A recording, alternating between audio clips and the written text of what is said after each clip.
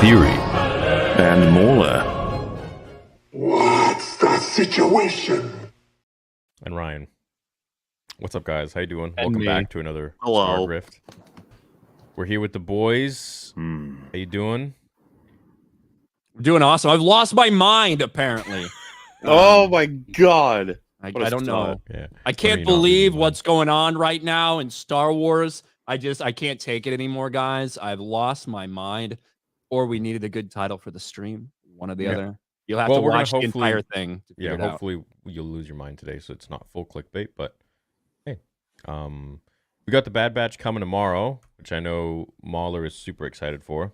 Literally just I'm shaken. I'm shooketh. Do you even know like what the Bad Batch is, like in principle? I already told you, I guessed like, oh, it's just gonna be like a botched set of clones that didn't come out right, and then they go off on adventures and they're all dying one by one or something because nobody cares. Well, they're mutants. Mutants. Do they have powers? Yeah. They're deviated from normal clones, right? Like one's really retarded, but he's way stronger, right? You know, one's got enhanced senses. One's a really good fucking sniper. One's really good with tech. You know what they call him? Tech. Whoa. Like I know. All right, cool. Well, I'm excited. And there's another one. There's a female clone called Omega. She's gonna be your favorite, MauLer. Well, I'm gonna want to watch. Theory's just gone. Theory lost his mind. Theory's just fucking whenever losing. someone mentions female at this point, I can't. I've learned to just not even be in the same freaking screen. So I said she's gonna be MauLer's favorite. Yeah, yeah. that's a good Is- clip. I assume you really like New Zealand accents. Me? Oh, me? MauLer. Oh, Why me? MauLer? Why? I don't know. It's close to whatever you fucking speak. You know where New Zealand is, though, right? Yeah, I'm sure. Wasn't Australia was some like kind of like penal colony or some shit? I'm sure New Zealand's the same type of thing. Yeah, right next door, pretty much to good old Britain. You know, we hang out. That's Hold like on. That's The worse than the UK Irish thing. Yeah, the UK like spread their seed all over the world with imperialism, right? It's badass. It was awesome. But I mean, let's not pretend like that's not like just because like it's You're like, why, far away from you. why would I like them more than Theory? I'm sure Theory loves New Zealand. I like New Zealand. Yeah. Yeah, see? He goes easy on everything, okay? He doesn't want to hate stuff like we do, MauLer, but you Mhm. specifically love New Zealand. Hey, we're chipping him away at them, okay? That heart is not going to last. Getting No. pieces every day. They're Put it working in every day. Yeah. The volcano. See what happens. Also, And I'm then maybe excited it'll become also worse for still. Damsel. You heard about that cool new movie coming on out on Netflix? It's going to be Is that an AI generated thing? What? No, it's real. That's the saddest part, is that it's real. It's a film about how there's a girl who has to marry a prince, and instead she is going to be fed to like a dragon, but she's going to fight the dragon, and she's going to defeat the kingdom, and she's going to be the queen. That looks like the story. Or befriends the dragon. I'm not sure, but the tagline is "This is no fairy tale," and it looks so good that I didn't believe it was real. No, I thought it was fake when I first saw it. I was like, that's pretty funny. But you know, what are you gonna do? What else has Netflix got coming out? The Atla live action. What about that? You guys excited? I don't know what that is. I have not seen. Is that the Last Airbender thing? Yes. I'm not like a fan or anything of the cartoon, so I'm going into that with like no idea, no bias or towards like what it's supposed to be. The first trailer looked kind of cool, but I don't really know shit about it. I think the latest like TV spot or whatever pissed people off. We'll have to see. I think it's gonna make everyone get mad, one way or another. So Ryan will lose his mind. I think Ryan might lose his mind. Yeah. Nice. I don't think so. I'm not invested in that. So Did it'd you be watch tough. The Bad Batch? Me? Yeah. I've watched pretty much all of it. I watched all of season 1. I skipped around a little season 2, and someone made me watch the season 2 finale. Did you Okay. skip the tech episodes? Well, season 2 finale's got a little bit of tech in it. See, I'm going to be going in unbiased, like unlike you two. I'm going to go in and be able to assess it properly because I haven't got the bias of watching the first 2 seasons. which is how you're supposed to watch TV, by the way. Oh wait, so you're gonna go in the 3rd season and watch it? And I assume I have to, you so that kinda I know have to what the now. fuck you guys are talking about. When Yeah, well, when exactly. you're like, oh, Jumbo and Tech, they went on that amazing adventure where they killed all the Gungans. I'm gonna be like, oh, I gotta go see that shit. Oh yeah, I mean, fuck Jumbo. He might still be on that planet, right, chat? What would you Hopefully. guys call him? Fat Mace Windu? I would love to see Wrecker just commit genocide against the Gungans. I think that'd be an interesting storyline. What the fuck? Why? Wrecker's the one who's like strong but kind of retarded, MauLer. So Oh, I thought that was Tech. no, Tech is good with tech, That's obviously. brilliant. I thought he was like the smart one. Oh, wait, It's- yeah, no, that makes It's sense. essentially the Ninja Turtles, man. So 'Cause you can't have smart and strong, yeah. Tech is Donatello. Wrecker is Raphael. Michelangelo. Because he's stupid. He's like, you know, he's Did you say Crosshairs Raphael? Because he's like brutal. Crosshairs Raphael, 100%, yeah. And then Hunter's Leonardo. Who's Splinter? Omega. Fuck. Who's Shredder? Omega. He's both? What's a she? Son of a bitch. That's your opinion. Well, she's a clone who's female, and just spoiler alert, she's the key to everything. Who would have thought? The one clone that's female. Hopefully we got a live action for that character then. I really hope that. I hope season 2 of Book of Boba Fett has him finding Omega and like adopting her as a daughter, except she's actually better at everything than he is. That's what I hope we get. Do you really think we'll get a second season of Book of Boba Fett? Is that even possible? I think so, yeah. They have to. They have to make it right, dude. They can't Wait, just is leave it right? like that. They can't. Is Omega? It's been a while to watch it. Is she also age at twice the speed? Is she like rapid aging, or is she No. So I think they all slowed down. Yeah, because I don't remember that or not. So in theory, like her and Boba Fett could be relatively close to the same age. Yep. My sister, Echo. Yeah. Not Echo, Omega. Omega. Yeah. Yep. So what threads at the end of season 2 of Bad Batch are you guys excited to see concluded? Season 3. Huh? Season 3. Get What? it right. It's season 3. No, what he's saying is what threads at the end of the last season are you looking forward to seeing closed up in this season? Oh, I'd love to see if Tech is actually alive, because I think he is. I think they're preserving his body. Yeah, why would they actually kill anyone for real in this fucking series? That'd be crazy. Exactly. I think Crosshair is going to die. Oh no. I think one of the things that's pissed me off more than any other stuff is the fact that they brought in Mount Tantus and everything into this. Just pisses me off. What? Why? Because they're not doing it. Why would you bring in stuff Because they're going to fuck from the it up? shit you threw away that you're not even doing it right? You're not even doing it the same fucking Dude, way. Ryan's losing his mind. Yeah, I'm losing my mind. He is going to lose. I'm pushing him, man. I'm going to make him lose his mind. Okay, so how would you do it? Well, how would I? One, I wouldn't bring in anything from fucking Legends once you threw it all away. Make your own shit. Don't try to bastardize stuff and make people like literally just because a couple people heard. Oh my god, they said Mount Tantus. Oh my god, and it's a complete bastardization of everything. Literally me. I know that's you. Like I don't understand that. That's me, dude. Why would you want that though? Because we don't have anything else. What if they brought in some random redheaded chick, right, who's a little bit sassy in season 4 of The Mandalorian, and she was like, "My name's Mara Jade." Would you lose your mind? Yeah, it'd be fucking dope. Well, why? Because in this universe where Luke Skywalker's not going to get married to her, while Luke Skywalker's already a fucking failure piece of shit and everything that we've seen happen, why would you be excited for them to bring in a character who was actually good in one iteration of canon just for a little fucking pop like of recognition before they destroy this person's character further? That's the stuff that doesn't make any sense to me. Ryan, say you're in the desert, you got no food, no water. I would die. I would rather die. No, Papa comes along and says, "Hey, Ryan, zip, let me give you a little bit of liquid." You're going to be like, you're going to tell me that you're just not, you're going to be like, no, oh. Why did you just compare watching Disney Star Wars to being peed on? In a Because we're positive being- light. No, you're not. How do you not get that? We're being starved. I would rather die with a little bit of dignity than let Jon Favreau and Dave Filoni piss down my fucking throat to keep me alive. I think That's what I would John. I rather think have. John knows exactly what he's doing. I just think that fucking Kathleen or someone came in there and just destroyed everything. Because it was 3 was just so fucked from what 1 and 2 were. So I really have a hard time believing that freaking Jon Favreau wrote that piece of shit that was the season 3. Let me just pretend we're a week ago. Okay. And we were talking about Lizzo.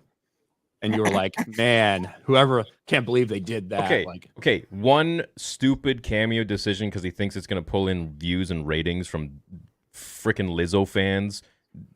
That's totally separate from him writing the entire story of season 3. I mean, that one episode, yeah, it's shit. He made a dumb decision. There were probably people talking in his ear being like, we need to get the ratings for the show. We need to get influencers. And so they get fucking Lizzo. And then he's like, oh, yeah, what are you writing? me? Writing. Are you typing something? Yeah, No. I'm editing a video. Oh. The fuck? Wait, editing with type? You write out titles or something? It Yeah. looked like he was typing. Literally, I'm fucking typing in right here. I'm editing a video. I'm exporting it now. I'm about to upload it to YouTube. I got to Oh, work see, too. yeah. I can't just do the stream. Oh, Wow. see, I was... I'm listening to Damn. you. Fuck. You want me to repeat what you just said? No, There's a man, difference no, between whatever. Okay, there's a It's difference all between what good. happened, getting a TikTok, an influencer, get Lizzo fans, blah, Yeah, blah, yeah, blah. yeah, you get Here's the my point. here's I know. my thing. I know, you But get here's the my point. thing. I don't think that Mandalorian season 3 is that drastic of a drop off from 2 when you just look at the quality of the writing and the story that they actually told, and when you get all of the cameo stuff out of your head. How it was... Hmm. I To think it was me, quite different. on the rewatch, and I've heard this from a lot of people on the rewatch of Mando season 2, Yeah. when you don't have the jangling keys of, oh my gosh, Boba Fett, oh my gosh, When you know where it Bo-Katan, goes. oh my gosh, Ahsoka, oh my gosh, Luke Skywalker. When you don't have that and you just are left with the shell of season 2, I don't think it's that impressive. And I think Mando season 3 is a step down, but I don't think it's as big a step down as most people make it out to be. The difference is your jangling keys are Jack Black and Lizzo instead of all those characters I just said. No, I disagree because most of season 3 was a focus on Bo-Katan and the discombobulated story that just went back and forth nowhere, focusing on Bo's crew and then the armorer and then a tiny little bit of not even Mando and Grogu. And then in the end, it's like literally you get like, this is like the bullshit they're doing lately is they build up a whole bunch of crap for 6 episodes or whatever it is. And then the last 2 episodes kind of culminate what you wanted to see after I'd say episode 3. So they give you like 5-6 episodes of bullshit that you don't need, and then like, oh well, here's your season. What the fuck? What a To waste of me, the time. best episode of season 2 by far was the Bill Burr episode, Yeah, right? When they go into the Imperial facilities, forced to Yeah. take off his helmet. Like, there's actually some shit there where you're like, okay, this is how far he's willing to go. right. Right. And I think there was some good stuff in Yeah. there. And I think there was great stuff between Bill Burr humanizing, the Imperials. For sure. Unfortunately, you kind of throw all of that humanization out the window where he's like, let me do it. And he just blows them to fucking pieces like 45 seconds after he's humanized them. But Yeah. still, I think that's probably the best episode of that season because you're not weighed down. Yeah, okay, we remember this guy from season 1, Yeah. but it's actually about a story instead of, and there was a lot of dumb stuff in that episode, don't get me wrong, with the fight that they had on the tank, the fact that they're transporting those things with things on wheels to begin with, very strange. But that to me was like the best overall episode. A lot of the other episodes, I think, especially in a rewatch, especially when you realize that Grogu was gone for 2 seconds of this person's life, it all means nothing. No, it's bullshit. I know. I agree. And that's why I think that Disney really did come in and tell Favreau, yo, we need to do something to get Grogu back because we got to sell shit and we got to get ratings up and we're worried we're not going to get ratings. That's my theory. So And he was probably like, well, okay, let's do the Boba show and just reintroduce Grogu somehow. so let's just Uber him to Tatooine. With I think that's the the whole reason. explanations of like the studio being the reason that it's bad, what stops that from being what's going to happen, in future? Because I hope that they'll see the outcry from fans and they'll be like, okay, maybe we need to not do this shit. I mean, it could just as easily be doubled down on, right? They'll be like, oh, we need to control Could even be. more. Remember Could what be. Bob Iger said about the Marvels? He was like, oh, we need some more supervision. Got to get in there more. That's what will make that better. Oh, see, I took that as like, we need to start. Well, remember when he said we need to start telling stories and not focusing on politics, which is pretty fucking hilarious considering he's Yeah, but literally in charge of all that bullshit. Had all those same films have made, 1.5 billion each, he'd have been in that organization being like, yeah, we told great stories. It's like, it's just numbers. He has no idea what the difference between a good story and a bad story even is. All of that stuff you said is just damage control. Like, he would have told us, TFA, amazing. TLJ, yeah, pretty good. And then Rise of Skywalker is okay. But, it seems to be some form of a decline. Solo wasn't good, though. Like, it's strictly based on money. It has nothing to do with, Of course. the stories themselves. That's why I call these guys the suits. They're just a bunch of pencil pushers that sit up there and fucking talk bullshit and look at statistics and numbers and what they think will do right, but they have no actual clue what does right, which is just the story. Which is why George was so successful when it was an independent company. And now it's just perverted and destroyed and milked, and they're just looking at freaking graphs and bullshit.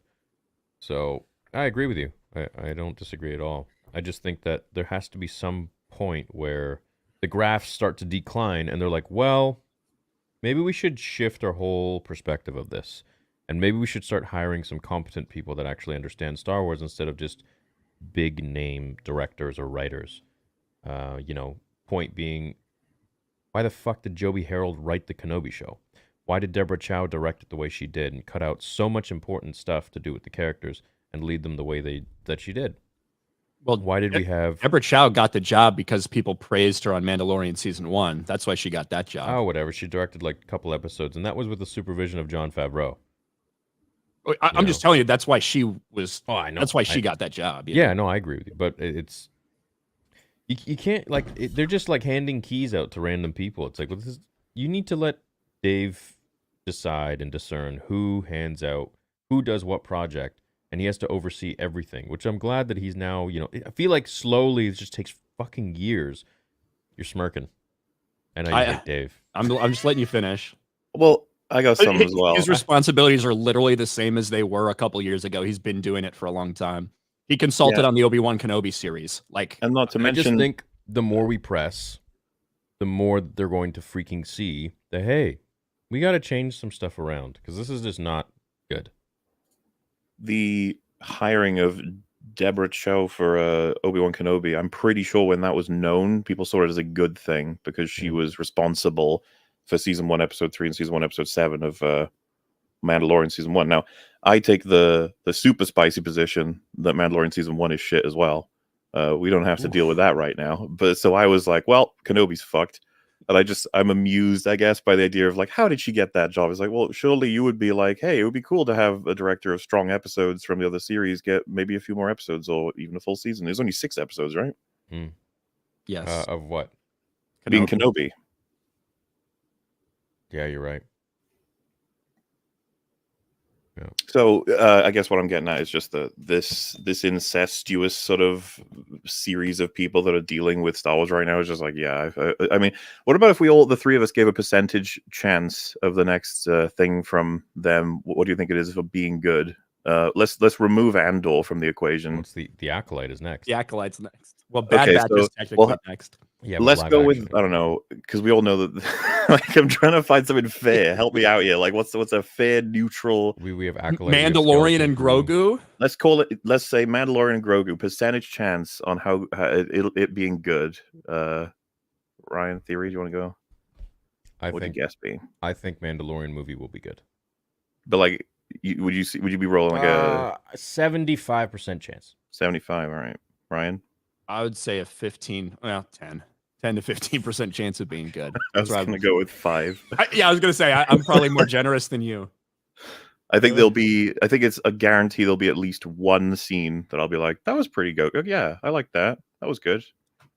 So my issue with that and really with Mando season 4 is like, man, what story are we gonna tell?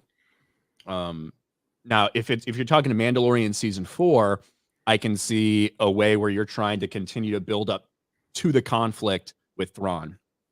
With a movie called Mandalorian and Grogu, I don't really know what you're going to be doing in that, because to me it's easier and more tolerable for us as the audience to sit through a season 4 of something that you realize is like building up to something, rather than go to a theater and watch a standalone movie that's entire purpose is to build up to something that you're not going to see for another, several years, if that's its sole purpose. The title Mandalorian Grogu, I feel like it has to be something between Mandalorian and Grogu and their relationship developing, but I don't know where it goes from here. It feels like sitting there with your feet up on your nice little place that you got. Feels like he's ready to retire. I don't know. Yeah, we're gonna do a time jump. We're gonna make Grogu be able to speak to Mando directly. Probably not. You can't. You're stuck in this Thrawn time frame. I mean, but they could do anything, and that's kind of the interesting part about it. Is they could go into the sequels, which I hope they don't, or they can create their own timeline within 6 and 7, which I think is what they're gonna do. With everything going on with Ahsoka and all that stuff. So it's like, let's just focus on Luke and some overarching threat in the galaxy. Which, do we know if Ahsoka season 2 is coming out before Mando movie or not? It probably is. There's no real timeline. They haven't given us timeline on Mando season 4. Whatever happens with that, Ahsoka season 2 or Mandalorian and Grogu. But like talking about Mandalorian and Grogu, you think that's going to be about Luke? Mandalorian and Grogu and Luke too? No, I don't think it'd be about Luke, but I think what they're doing is they're creating the Avengers. That's 100%. 100%. Right. So, Thrawn he's the other blue guy. He's purple guy, whatever. He's Thanos. But what I want to see is someone who is perhaps even more powerful or villainous than Thanos. Than Thrawn. Because so far Thrawn kind of looks like an idiot. Or like competent. But like what? Yeah. If our concern is, we need to get someone who's better than Thrawn, it's like, who wrote for Thrawn again? Well, all right, Filoni. Right. So who's writing for this new villain? Filoni. Well, no, so I don't think Filoni's the best at writing Thrawn, but he's good at writing Force users. So what we need, just like in Heir to the Empire, we had the intellect, which was Thrawn, which hopefully they'll turn him intellectual. And then we had a mage, like a wizard, a sorcerer of some sorts. I think that's the dynamic we need. Someone with the brains, and then someone with the magical powers. Speaking of Filoni writing for Force users, how are you feeling about the, Sabine or Hera? Sorry, at the getting that. You know what I mean? These are Force users now, and I don't feel good about it. No, and that's his latest work in relation to Force users. Yeah, I don't. I'm not particularly entranced with Ahsoka, and I just had, what was that? 8 episodes, 7, 6? I can't remember anymore. Do you think it was 8? I should be by now, especially because I like Rosario Dawson a lot too. Like I don't know why I don't care about Ahsoka after all of that. It's like I really should. Do you think for Ahsoka, because I know like you talked about a lot of like you feel like Favreau's kind of been interfered with when it comes to Mando. How do you feel about Ahsoka? Because to me, Ahsoka felt like exactly what Dave Filoni's literally always wanted to do. Yeah, and I think, Dave is really good when it comes to animation and stuff, and I think he kind of needs to understand the separation between, like, what you can get away with animation and what you can't with live action. And so I think, as much as I freaking loved seeing Hayden again, that whole sequence was a little bit confusing because it was like, well, is this a dream? Is she actually in the world between worlds? First of all, I don't like the world between worlds. I never did. I think it's just totally just cheapens the entire story. Pulling people out of portals and changing time, and then he says it's not a way to go back in time. Like, what are you talking about? You literally changed an event from transpiring. How is it not time travel? It is. It's also a place where you can not only time travel one event, you can time travel any event because you're hearing echoes of every freaking thing that happened in Star Wars. So it's like, how are you going to go ahead and create that and not expect it to get messy?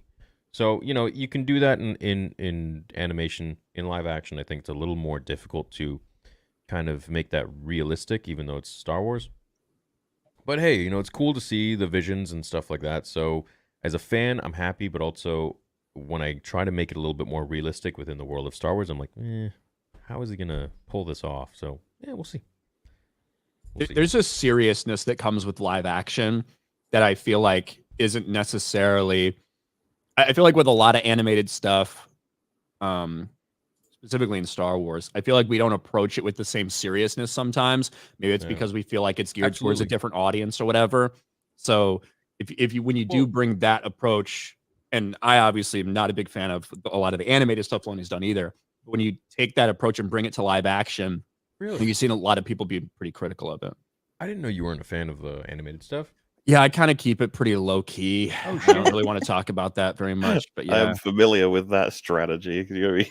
Like people be like, oh, "How could you?" Oh, that's the thing. Every time I mention Mandalorian season 1, people are surprised. I'm like, hopefully it's forgotten now. What about Tales? We've talked about that before, right? Did you like it though?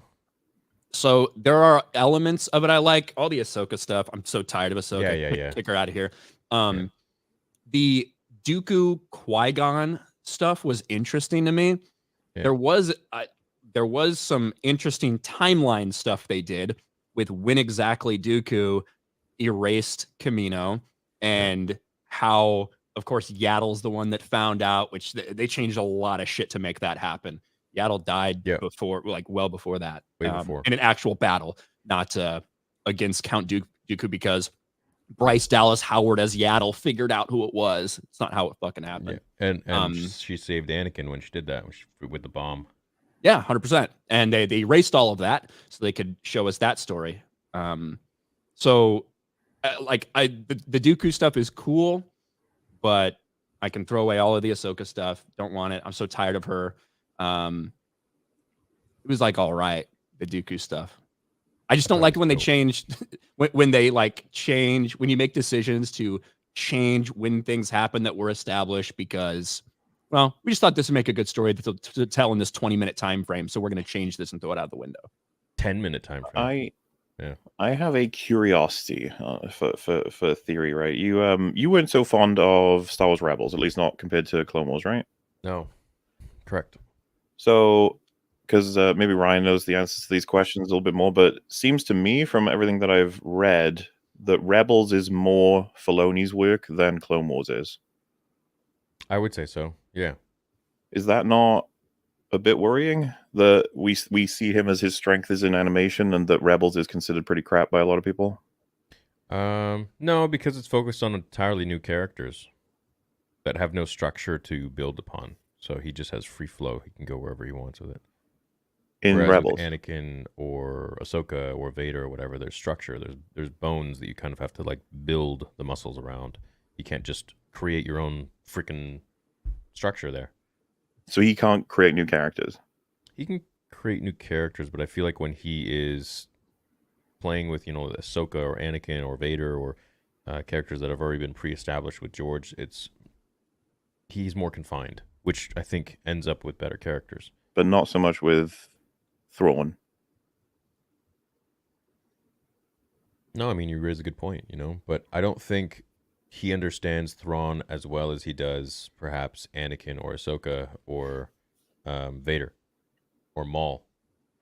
Which I find pretty curious as well, because you just said that even episode 5 was a bit confusing on the part of what is Anakin supposed to be, and comments from Filoni haven't made it clearer, nor is his comments on the Will Between Worlds made anything clearer.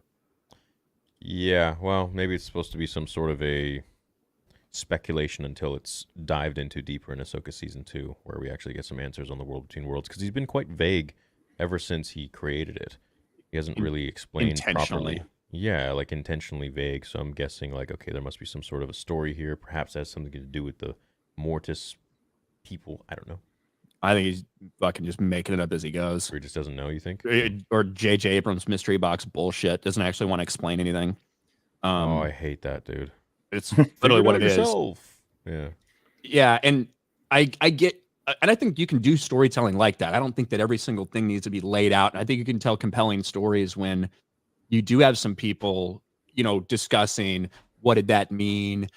Was it really this? Was it really that? However, I feel like there does come a time where do need to have some sort of definition onto what happened so that people could put in context of the rest of time. Are we going to have another World Between Worlds episode in Ahsoka season 2? Are we going to go back there? Is anything going to happen in Ahsoka season 2? Maybe. I still want to know. Anakin appearing as a Force ghost to Ahsoka, or Anakin, whatever he may have done, if he is the one, if he was the impetus behind pulling her to the World Between Worlds, whatever happened. Hey, why don't you drop a line to your son, you fucking dirtbag? Why don't you appear to him as a Force ghost and tell him about Exegol? You know what I mean? Yeah, literally. And the more you utilize that to try to make sure everyone understands how special Ahsoka is because of her connection with Anakin, the more hard it is to believe that Anakin never was able to reach out at all to his son and tell him any of these things he should have. So I really think you got to be careful when you use Anakin. They totally backed him into a corner there, because it's like, well, now what do you got? Especially with that dumb ass comic where they freaking have Vader go to... I mean, who wrote off... Like, I seriously want to sit down with whoever freaking did that comic issue and be like, what were you thinking when you approved this shit? Vader goes to Exegol and Palpatine tells him about his entire plans, and he sees the entire fleet, and each ship is a freaking Death Star, and he just never tells Luke. Was that comic before or after Rise of Skywalker? After, I think. After. Yeah, Rise of Skywalker already made it canon. Yeah, Rise of Skywalker is when Kylo had to kill all those random people to get the triangle. Yeah, just because I think we mentioned this before. Kylo gets the Wayfinder from Mustafar, specifically Darth Vader's HQ or whatever. So Vader knew about the waypoint that takes you to the to Exegol, so he knew about it. Yeah, yeah. What I'm saying is the comic is kind of just them, as Ryan just said. That all the books, I feel bad whenever I read about this stuff, where they're just like, how do I explain this? And it's like they had to explain how Poe, like why he disappeared and then came back in TFA, because it's not like JJ had any explanations for it. In the Last Jedi novelization, they literally had to explain. What was it? I think it was Last Jedi novelization or Force Awakens. They had to explain how Rey got so powerful. Yeah. They had to make up the Force downloading shit. Remember that? Yeah. Literally like the Matrix. Yeah, when he got into her head, she got all of his head in her. Oh my god! Which, by the way, is probably not canon anymore. I'm not even sure that. If you ask Daisy Ridley when she's sorting her next film out, she probably have no idea what you're talking about. Dude, I totally forgot about that, bro. Thank you for bringing that up. That is the most ridiculous shit I've ever had to read. Well, yeah, because everyone was so just download into all the people you want to be really strong then. Yeah, God, the Jedi were idiots for training people over several decades. You could just download and also now anyone can use the Force with enough practice. So you can anyone can use the Force and you can immediately Force download all your knowledge into them and just have an army ready to go. Well, that was always a thing that George said, but it's like, yeah, dude, I mean, I think there should be a freaking limit. Like Sabine should not be able to do what she can do. There is. I need to dig up that quote too. Where George. Yeah, I want to see it. What'd you say again? Something about potential or what? Yeah. So there's obviously when he introduced midichlorians in the prequels, not just in the ideas in his head or written down in his notes, but actually in the thing that kind of changed a lot of people's perception of the Force. Yeah. And there's a line it's in this book. I know you have this too. The archives. I need to find exactly the page. Yeah, this is the prequel one. Yeah. I need to find exactly the page so I can find the quote itself. But there's something. Let me just freaking tweet the author right now, man. I've interviewed him. He'll answer. Well, yeah, it's George's quote. I made a video about it. What exactly did it say? Let me pull it up, actually, because I made a video about it. I took a screenshot. Maybe I can find the page number. But it's basically talking about how he specifically says if you have a certain amount of midichlorians, you can access your personal Force. That's what he's talking about. Go to this channel. Not this channel. RK Outpost Live. And MauLer can fill time while we're doing Sure, I can talk about how I'm curious on these statements about did George intend it or not. I'm curious, is there anything George could have intended or wanted that you would have disagreed with, Theory? Sorry, Ryan, can you repeat that? It's where George says if one uses... Hold on, I'm pulling it up right now. Oh, you have it, so I shouldn't message this guy? Yeah, you're good, you're good. Oh, okay, cool. I'm pulling up my video on where I have a screenshot. Apologies, MauLer, what'd you say? Is there anything that George said about what is canon in Star Wars or what the intentions of Star Wars are that you felt yourself saying like, nah, that's not true? Yeah, there have been, but I don't remember exactly what they were. Well, I'll give you a famous one, right? Who shot first? Oh, who cares? No, I care. I care about that. It's indicative of something, right? Like, to give us a movie and then to change a moment like that is to basically like tell us, you know, once we've had our story has been delivered, that it's like, wait. I just wanted that didn't happen. It's like, well, no, it did. Oh, It's too dude, late. let me give you. So I had an interview. I believe it was with. I think that was interview with Paul Hirsch, and I can bring it up in a second here. So actually, I'll bring it up in a second. George full on like. I think the Museum of Film or something wanted the original cut of A New Hope, and George sent them the the remastered, like recut, like from 1990 something. And they're like, no, we want the original one. This is for the archives. He's like, no, No, I'm good. I'm hanging on to that. I'm good. I'm gonna send you guys the one that's how it's supposed to be. So George is always updating his stories based on what he thinks it should be at that time. Oh, sure, and he has 100%. he can do that, but we can also be like, nah, back to him, as in like that ain't Star Wars, it's this one. We can be critical of it, and there is a. To me, there's always like, even if I disagree with it or if I disagree with those changes or whatever, there is some like point of resignation from like, well, he is the creator, right? Whereas if it's someone else fucking with it, I have a bigger problem with it. Even though I can still like criticize if I think that was silly to do this or that. This is what I'm talking about. Paul Duncan is asking him specifically about midichlorians. Introduce him in episode 1 as indicators of the Force. George talks, this is cosmology. The Force is energy, the fuel. Without everything fall apart. Force a metaphor for God. God is essentially unknowable. Behind another metaphor, which fits so well that I couldn't resist it. And he talks about midichlorians and mitochondria, blah, blah, blah. This is where it gets interesting. That's why I split into the personal force and the cosmic force. The personal force is the energy field created when your cells interacting, doing things while we're alive. When we die, we lose our persona and our energies that assimilate to the cosmic force. If we have enough midichlorians in our body, we can have a certain amount of control over our personal force and learn to use it, like the Buddhist practice of being able to walk on hot coals. Some people can't because they just don't have as many midichlorians. That's just genetics. Right. That right there is a pretty definitive statement. This is talking about, and the aftermath, obviously, talking about how it was shown in the prequels that not everyone can use the Force. Yeah. It's just genetics. Right. That's pretty definitive. I remember reading that. Yeah, and absolutely. Well, I mean, we've said before, the world reflects the fact that not everyone can use it because we see very few people using it, like in the OT, for example. Yeah. And, well, okay, so, I'm going to play devil's advocate here. So what makes you think that Sabine doesn't have that level of potential? I personally think that considering the amount of time that she was around Jedi, including the training she got from Jedi and all of these things and all this other time spent with Ahsoka that we have, it's a mystery as to how much that actually was. Mm-hmm. I think it's a little bit wild for her to only get it now. For them to have not discovered that, or like to finally have this breakthrough now. I think it's a little crazy. Yeah, I agree with that. I agree that the reason I say that, but the reason I say that is that argument almost doesn't matter because it's very clear the way that Dave and the actress who plays Sabine have talked about it. They make it very clear that they're going for anyone can use the Force. Mm-hmm.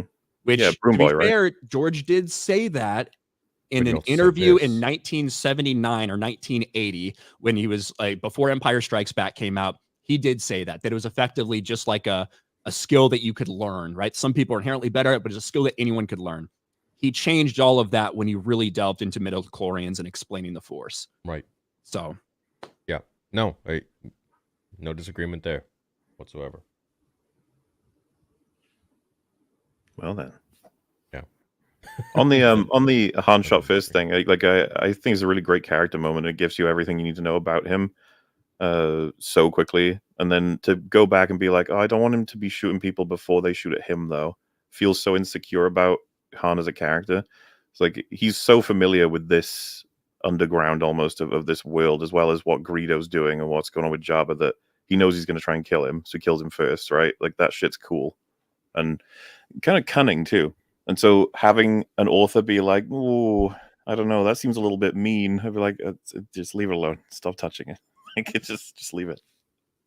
And it also, to me, like, Han's not some great dude.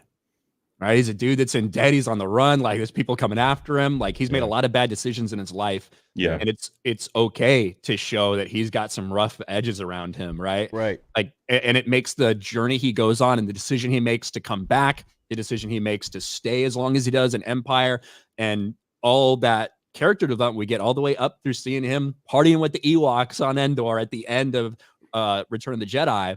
It makes all that more powerful to see where this guy came from to where he is now. And that's what makes it so depressing and disappointing when they made the decision to revert him back to his like 1.0, Han Solo 1.0 in Force Awakens. Well, you assume at the end of New Hope when he's trying to convince Luke to run away, basically, that it's like, that's the correct decision, right? And then he sees all these people doing something heroic and he's like, maybe we should do something, and then does it. And then from that on, he's very different. Like, Empire is already different than in A New Hope.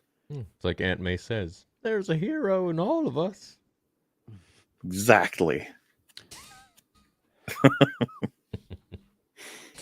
I like me and MauLer just watched Madam Web because we hate ourselves. Yeah, what's it about? Is this a Marvel film? It's about a madam who webs. It's a prequel to Spider-Man, okay? That's what it is. It sets up Spider-Man. It's actually a prequel to a Spider-Man spinoff. It's not even any of the 3 different Spider-Man continuities. It can't actually apply to any of them continuity-wise. It's so funny. Like, I don't know if they did that. What is it? Is it Spider-Girl? So it's Madam Web and 3 different variations of Spider-Girl, Spider-Woman, and I forget what the Latina one's name is, or what her superhero name is. It's like Arachnid or something. I don't remember. But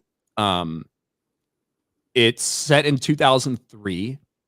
And it's about somebody whose mom in the 1970s, I think, was in the Amazon looking for a cure for some genetic disease that her daughter had, that some spider was the key to getting.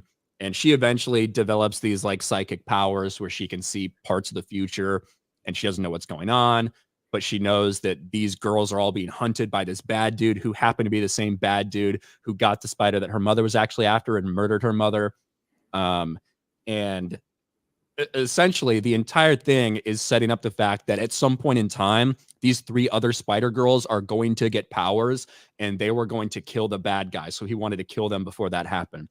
They don't actually have powers in this movie. You just have a couple visions of them having powers.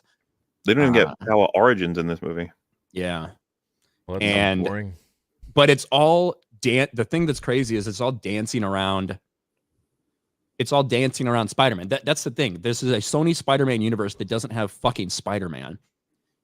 Peter Parker's literally in this movie as a baby, and they never say his name. Oh, holy shit! It's there. I was gonna say, the way you're explaining it seemed interesting if they all ended up getting powers, but what the fuck? Well, they're out of continuity with all 3 of the Spider-Men that they could use, so they'd have to make another one, I guess. I don't know what the fuck they were doing. Apparently, it wasn't the original plan to make it line up with Andrew Garfield's, and then they were like, "Oh shit, we've got the wrong timeline." Yeah, and they're like, "Oh shit, let's go Tom Holland," because I think originally it was supposed to be set in the 90s, then they shifted up to the 2003, and they had to like remove a bunch of references. When I saw that Blockbuster video and like one of the opening sequences, I was like, okay, like Blockbuster's around 2003, but it was kind of like starting to be on its way out. That feels like a 90s reference, but somewhat, yeah. I don't know. Interesting. Is it on streaming? No, it's in a theater. It'll be coming to streaming soon. I can guarantee that. It won't be in theaters long. But the reason I brought that up after you said the Aunt May thing was, with great power comes great responsibility. Yeah. Out of that simple quote is really like so defining to a character and a superhero like Spider-Man. Yeah. Well, they changed it a little bit in this movie. They change it to, once you accept responsibility, you will gain great power, which has a whole different meaning. And is a little more evil pretty, in a way. I was gonna say.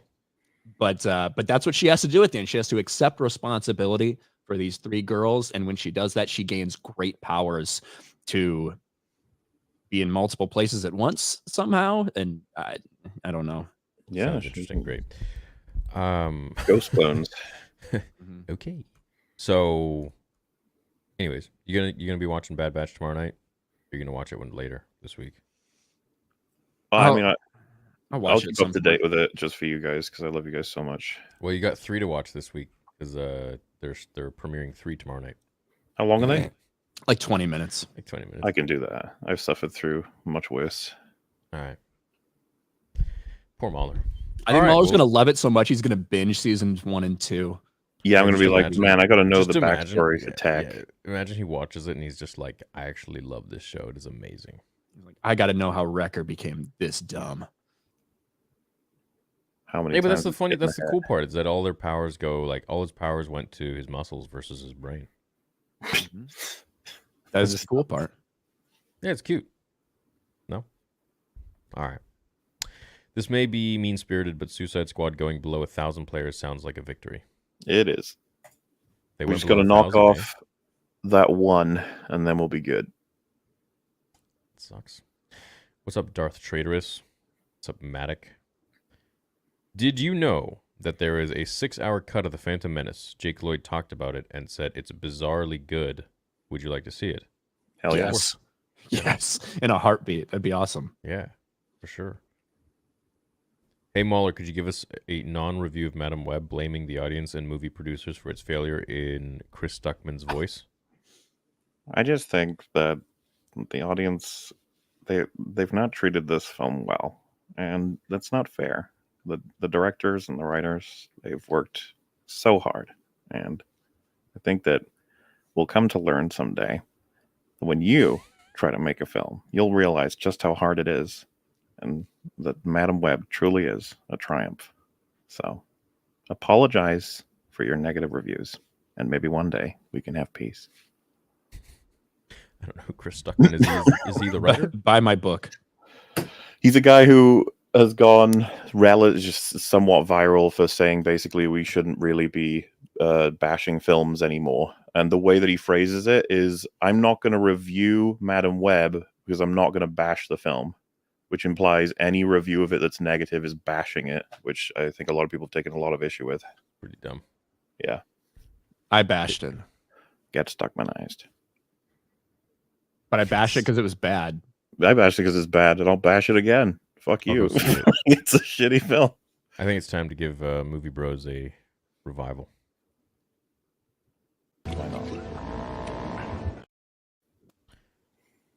What's up, Zach?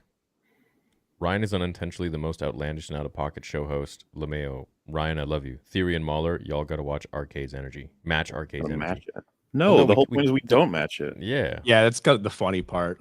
Yeah. Yeah, man. Like people just turn this on and these guys are even keel and I'm fucking losing my mind over some fucking cartoon. So I'll tell all 3,500 of you here right now, if you can all hit like. So we're going to be making a plushie of the 3 of us. So you can now take us home with you. So That's stay cute. tuned for that. It's gonna be one plushie with 3 of us. It actually might be one plushie with 3 heads, or it just might be each of us put together. Mm. There you go. Yeah, Look at Ryan that. has to have some sort of like outlandish expression, like Yeah, somewhere. I'm known for those. MauLer loves New Zealand.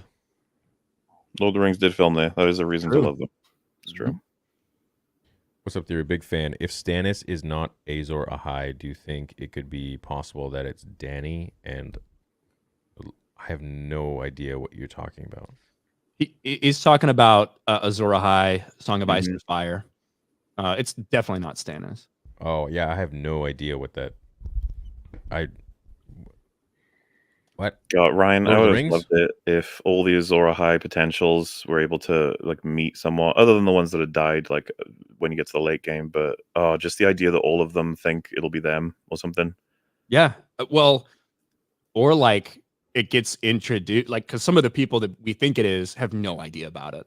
You know what I mean? Yeah. Or like have no concept of them being it, or the idea of one of them being Lightbringer and not Azor Ahai or whatever. hmm Game of Also- Thrones shit theory. All right, cool. Stannis' Yeah, death was figured. horrible in the Game show. of Thrones or but- House of Dragon? Game of Thrones. But yeah, it's tough with only one season of Game of Should know Thrones. Well, I mean, yeah, we don't even talk Or about Game of House of Thrones Dragon. anymore. Just switch it over to A Song of Ice and Fire forever now, because it's any theorizing. It's not going to be about Game of Thrones because Game of Thrones is dead. It's maybe about House of the Dragon though. Until it gets its completion. Was that going to be 3 seasons or more? I think 4. 4 now, is it? I don't think I don't think they need 4. I think they should have probably done 3. But considering season 2 is only 8 episodes, if the rest are 8 episodes, I can kind of buy them doing 4 seasons. The thing is, if season 2 is as good as season 1, then it's going to get hype, and then they're going to be like, we should probably get this to last longer than 3 seasons if we can. Like it should like That's how it goes, though, isn't it? They can't do it though. This is a closed end. Well, that's the nice thing about this story is that it's actually finished. Yeah, right? yeah. And there's a definitive end to it. I suppose the irony is that Game of Thrones desperately needed more seasons and more time, but the other creators were like, we want to go. This is boring. We're done. We want to go make a Star Wars. Yeah. Literally what they tried to do. Didn't work out very well. Ryan, why is everyone shitting on Beardo? Are you guys getting him on Sports Wars or something? So is that a joke or are they actually like... I mean, I make the majority of the videos over on Sports Wars. So like, it'd be like if I came and made a video on your channel, people or appeared on your channel on a stream. There's going to be some people that might not like it too much. Make Sports Wars great again. Stop trying to make boring Beardo happen. He's not going to happen. Anywho's been my favorite stream. Thank you, Bakoko. Hey, Beardo's thanks, bro. He's grinding over there, so I appreciate the help. But I hear you. I'm making videos too. Thank you for showing your love to my Maul tattoo. Oh, of course, man. Looks great. Take off. One thing I'm interested in to see is if all Delta Squad members will be called in to take down the Bad Batch, or if all Bad Batch members die in the finale. I don't think they die, man. If you haven't noticed the theme, they don't really kill anybody.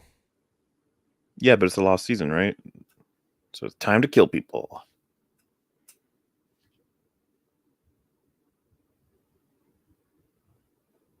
Silence. That's an inch. You didn't want to read that? Sorry, I something to do with the sabers. I was sorry. My prediction for Bad Batch: Tech is alive. Hunter will die at the end. Crosshair will get the chip out and take over the Bad Batch at the end. Omega has the Force. Omega obviously is Force sensitive, like 100%, like 100%. Sorry, MauLer. Spoiler. Wow, I was just getting into it. The one female clone also happens to have the Force. I love it. Oh, right. Yeah, you mentioned saying. Okay. So that's the full team, huh? Tech, Hunter, Crosshair, Rekka, and Omega, and Rekka. Was there characters and of this some that have died before, or nobody died in this whole show? We thought Echo was dead for a long time. He got saved in a episode that we saw a couple years ago. Basically, he got saved, became part of the Bad Batch. Tech, it looked to me, I thought Tech died at the end of season 2. They should have let him die. It was, even for somebody that doesn't like the show, I had someone show me watch the last couple episodes to kind of see what it was like, and it's like, yeah, even for somebody that doesn't like the show, that was a good ending. It's okay to have people die, especially if it's like emotionally impactful, and you should leave it that way. But no, he'll probably be fine. Just a flesh wound. Just sorry, boys. What's up, Corey? What's up, Liu? Filthy Casual. How Ryan feels about Star Wars is how I feel about the Halo show right now. I'm also losing my mind. How do you say optimistic theory? It's amazing. I don't... Honestly, dude, I sometimes feel like the way Ryan talks to me, sometimes I feel like I'm Wrecker. Like, I'm just like...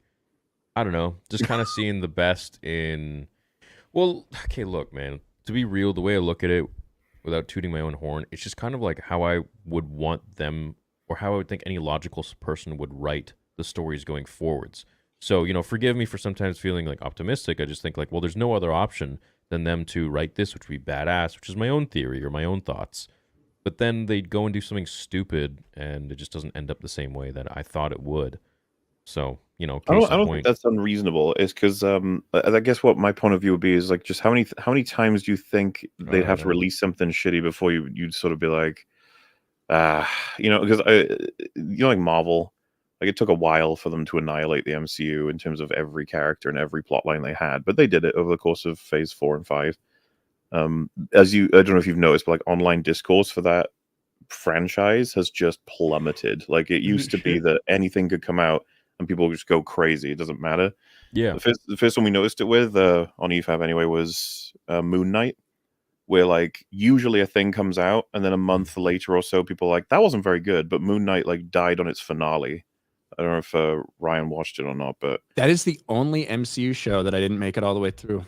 They had a kaiju fight at the end and it was embarrassing. It was like giant gods fighting each other while everyone's having an awkward battle and stuff, and CG wasn't very good, and just everyone was just like, what the fuck is this crap? It reminds me of Secret Invasion, where people thought it was going to be like a thriller, like espionage and stuff, and then at the end there was a giant fight between big CGI monsters with lasers and stuff. And it's just like, oof. WandaVision did the same thing. At the end there's a big fight with lasers. Yeah, right. And so like it seemed that people could only take so much, and like now you had Love and Thunder was hated pretty much soon after it came out. Oh, God. And then you fast forward to the Marvels, and I think that like nobody's really took the time to say like, "Oh, this one was good." It's like, nah, come on, we all know it's fine. Like, what's the future look like? And it's like most of the people don't even know. That's the news. We don't even know what the fuck's going on anymore, and they're bleeding all over the place. And so, what I guess I'm saying is like, Star Wars just feels like it's inevitably going to be in the exact same position. The only reason it hasn't so far is they haven't been releasing movies. I think it's just my creative side that comes out, and I'm like, well, this would be dope. I mean, I've been doing fan fictions and stuff well before I even had the channel. So for me, whenever I see an issue or, like a shitty story that they write, I'm like, well, there's only one option to fix this. But somehow they keep having incompetent people do things that just don't feel right. So it's, I would literally have to think the opposite, like what would be shit? And then I'd be like, oh, that's what they're going to do. Then I would completely change my tune. But I'm always hopeful that, not even hopeful. I'm just like, oh, well, this is the only answer for them to do this. So never did I think that they're going to freaking do, the zombies would be the night with the fucking witches. I didn't see that coming. I didn't see that coming. Dude, I thought that was going to be like a little thing. Like that's like, okay, of course they're all zombies already. That's kind of what I thought. Yeah, I never thought that was like the main freaking thing. I thought they're going to resurrect like freaking Darth Maul or create some being to be like imbued with the dark magic to be like Savage Opress and come in and just fuck Ahsoka up. I hate that name, by the way. Savage. Just wait till you meet the character in season 4 of Clone Wars when you start to watch it. What the fuck is wrong with Savage? You are joking, right? Savage Oppress. What do you mean? Savage Oppress. He's dope. You haven't even seen Clone Wars. He said he doesn't like the name. He said he didn't say he didn't like the character. He said he didn't like the name. All right. Well, whatever. I mean, I'm not a big like, hey, let's snap our fingers and fucking make a super powerful force being. Well, I was about to say, how would you feel, Ryan, if the magical ladies resurrected a ghost Darth Maul, evil, but it was gonna be like, what would you have said? How would you have felt? Would have been better than freaking what we got. I would have lost my mind. I would have lost my mind, 100%. Yeah. I would have the way I look at it, fuck out. I would have been really upset. Is like if they take the most force sensitive Zabrak, Dathomirian, whatever that they got there, and then they just imbue him with dark magic, with Night Sister magic, and then they have him trained by Count Dooku. This is interesting because it does feel like this is the difference between how we're sort of watching the shows. When I saw them casting their big old spell, and if you paused me in that moment and said, what could they do here that would make you go, fuck, that is awesome? I would have said to you, like, I don't know. I don't know what they could summon that would make me think, wow, what a great writing decision. I don't know. I'm trying to think of all the different things as possible. And like, if I saw Darth Maul, I probably would have been angrier than I was at the zombies. I'd have been like, whatever, zombies are dumb, that's stupid. But Darth Maul would be like, for fuck's sake, another big old key jangling. The thing that's weird about the zombies is like, we're being told that, oh, he's really low on troops and blah, blah, blah, and can't sacrifice these. Got these bitches who can just like resurrect people at will. Like, and it's not like they're working with him. like it's not like you'd have to do a ton to convince them to do it. So that was the thing that didn't make any sense to me, how that was like the big reveal when it's like you could have just been doing this the entire time. Yeah, literally. That's like the big fuck. I need to call for a favor. It's like, what, you just resurrected a bunch of zombies? Were you kidding me? It would have been cooler to me, the idea that all of his troops are already zombified. They're already imbued with Night Sister magic. That's how they're being kept alive. Like, you know what I mean? Like that. They freaking out. That's what I thought was going That's down. what I thought it was too. And that's why I thought they had the rags on him and all the stuff. Yeah, dude. And I don't know. I think that you could have done things so much different. I was convinced for a while when I first heard about, you know, the idea of doing the Ahsoka series and Thrawn and everything. I thought they were really, obviously they're trying to rip off Heir to the Empire. I thought they were really going to go for it and have Thrawn, and he is kind of doing that with the Night Sisters, but have Thrawn try to utilize the Force in some way. And I thought it would have at least been an interesting concept for him and Ezra to be trapped in this galaxy together, so be forced to work together and almost come to like this agreement and like this understanding. Maybe Thrawn could have swayed Ezra, who'd already showed dark tendencies before. That maybe Ezra and Thrawn could legitimately be working together, and Ezra could be the Sabaoth to Thrawn, just like we saw in Heir to the Empire. I thought that would have been interesting instead of him literally just fucking off a couple kilometers away and Thrawn never deciding to kill the one dude who thwarted him and who's going to thwart him again. But that's just me. I think, you know, making a perhaps like a Savage Opress kind of being out of like a, I don't know, they bring out like some Zabrak scrawny dude and turn him into Captain America, you know, whatever, why not? It would have been cooler than what we got. What else are they going to do? That sucks though, doesn't it? What else we got? Of course it sucks. Of course it sucks, but there's no way. Look, here's what I would have done. I've been like, okay, you know what? Night Sisters, I need you to give me the location of, and then they cut to the next scene or whatever. And then who's the person that he wants the location of, and he goes and gets her, or has a freaking squad go get her? Barriss Offee. The way that I look at this stuff is like, what can we do as a payoff? Maybe it involves Morgan Elsbeth, right? She's going to be dying at the end of this season. And like, okay, well, we need to kind of fucking roll it back because Morgan Elsbeth doesn't have character. She doesn't have investment. We need to write it now. So we set a bunch of groundwork to make her hate Ahsoka particularly. Give him some kind of personal back and forth. Maybe that's actually additionally why she stays behind. She's like, I'm going to fucking kill her, that sort of thing. Give us anything. I would appreciate literally that, like, Ahsoka, through battling her in season 2, killed her father or something like that. He was just one of the, you know, the shotgunner guy? Like, that just turns out to be someone Ahsoka killed casually, and that was her dad. He was the security fucking leader. Literally that. 1 out of 10 something character so that she can be like, classic Star Wars, you killed my fucking father. I'm going to beat you up, silly tentacle head lady. And she's going to be like, wow, that's racist. And then they fight. It'd be great. But no, this is what I mean by, like, I didn't know what could possibly happen from a perspective of me going like, oh, wow, that's a really well-written payoff because there's no setup for anything. We're just sort of watching stuff happen.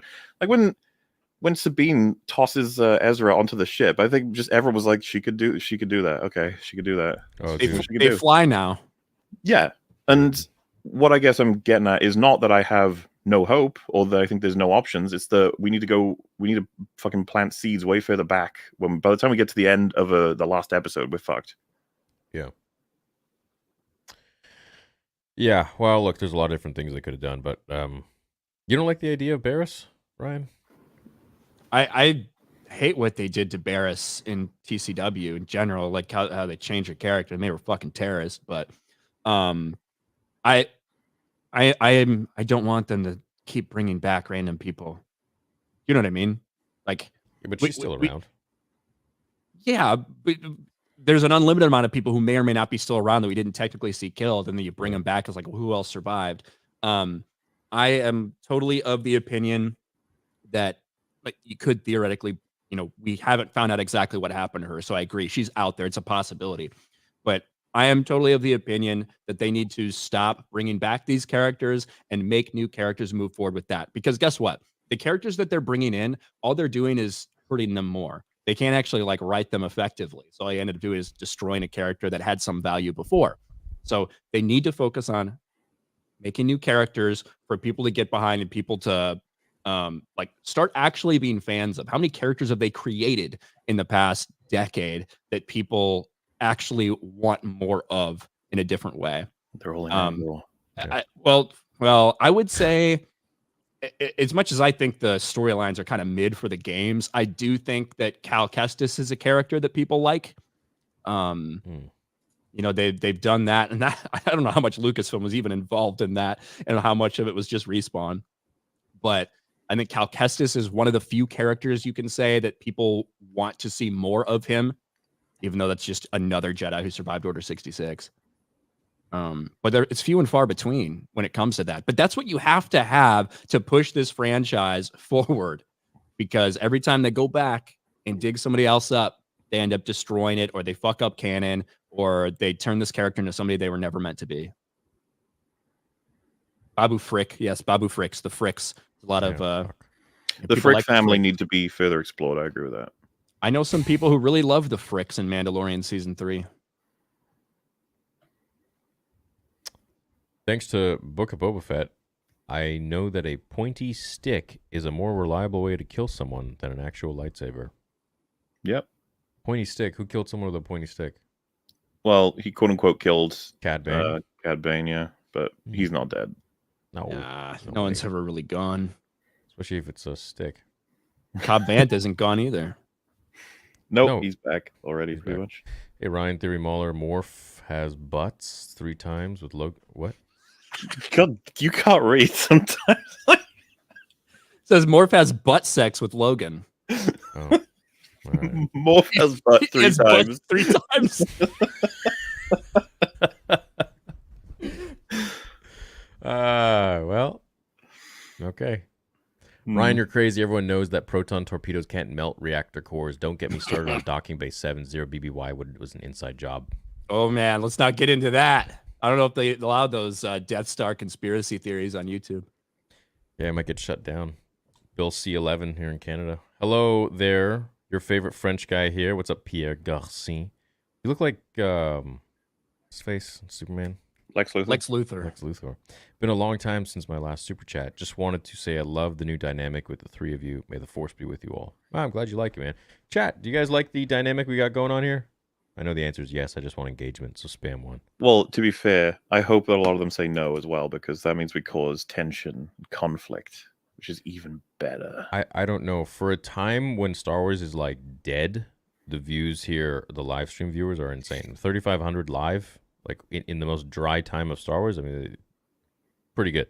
Well, I mean, you know, not to fucking look behind the curtain, so to speak, but the whole reason why this can last a lot longer than 3 people who know really everything about each other and they're talking about new Star Wars stuff would probably die quicker is because we don't actually know a lot of each other's backgrounds fully about what we know and think about Star Wars. Yeah, and we disagree and have different opinions on shit. But we're mates. Yeah, and like, we have completely different ways of thinking. Yep. Not just about Star Wars, but about life, I think, in a lot of ways. So it's good. Maybe. I don't think so. Well, I mean, who knows, right? We haven't explored a lot. That's kind of the future of this show, in theory. Yeah. In Star Wars theory. Yeah, you're right. Maybe this guy's a racist next to me. Who knows? Ryan? Oh, yeah. Me? I search YouTube. Yeah. It's literally an autocomplete on tags. Like when you're like tagging a video, like Ryan Kinel. Right below is trash and Batman review is racist. So wow, nice. Hey, you made it.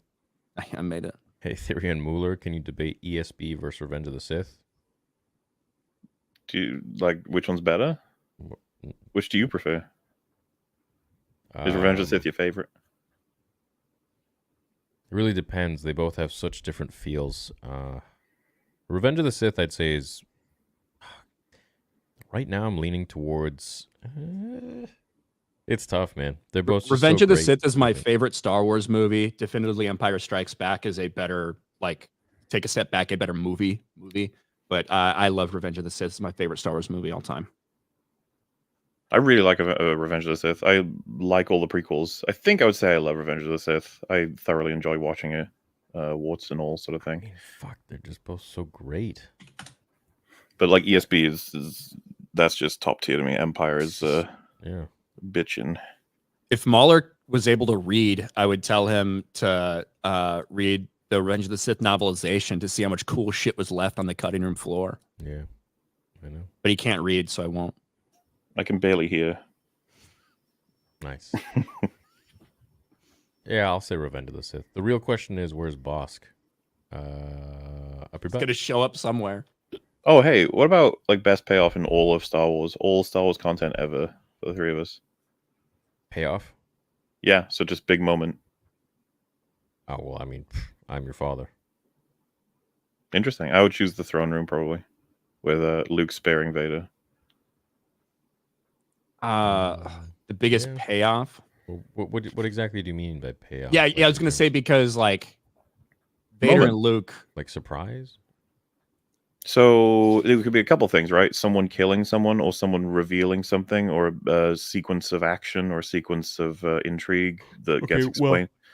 Anything in particular comes to mind of a section? I didn't want to say scene. I would rather say payoff. I'd say the most emotional for me would have to be either when Anakin is racing to find his mom, just that moment in the desert where you get Duel of the Fates, or when Luke is saying "Father, please," and then Vader's looking back and forth, and then lifts the Emperor. Yeah, those are So, big ones. probably. To me, I think that like Battle of the Heroes in Revenge of the Sith, when you're because when I think of payoff, I think of things I'm anticipating and shit like that. Whereas I was never anticipating, Vader being Luke's father the first time I watched Empire, right? Oh. So when I think of payoff, it's like something I'm like anticipating. And to that, cutting between that and Yoda and Palpatine's fight, I think that to me is, as a Star Wars fan in a fucking theater, that to me has to be like the best payoff of all. Like a big one for me was Order 66. I was so sad watching all the Jedi get killed. I was like, it's not fair, especially because of the fact that they felt so almost invincible in the after the first two prequels. You're like, these fuckers, they can't be dealt with. But then you see Kiadi Mundi. He was leading them. He was going across that bridge, and boom, Done. they traited him. Game over, dude. I wish we wouldn't have had that leaf in front of Ayla Sakura. We could have just seen her. I want to see the blaster bolts hit her. I think otherwise she could be alive. She will be alive. You watch. Damn, dude. Dark. Over under 50% Ahsoka shows up in Bad Batch. Oh, surely, but surely she's not showing up, right?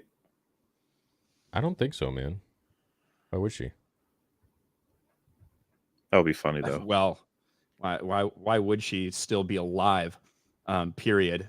I don't know. I'd have to listen. If Filoni's name is attached anywhere, there's always going to be a chance that Ahsoka shows up. Just for the record. Yeah. I wouldn't say 50. I would say 20%.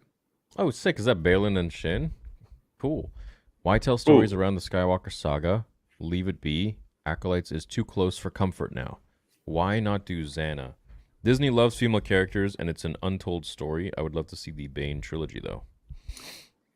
Yeah, so ironically, two of my most highly anticipated, obviously we all hate women here, but two of my most highly anticipated Star Wars projects before Disney bought Star Wars was the Darth Zana, getting Darth Zana's story after we saw the Darth Bane trilogy, which Drew Karpyshyn was more than willing to do, and also the Sword of the Jedi trilogy, which was about Jaina Solo, who's the daughter of Han and Leia. That would have taken place probably around 45 to 50 years ABY. Would have been fucking awesome. Those are two of my most highly anticipated projects that got shit canned when Disney bought Star Wars.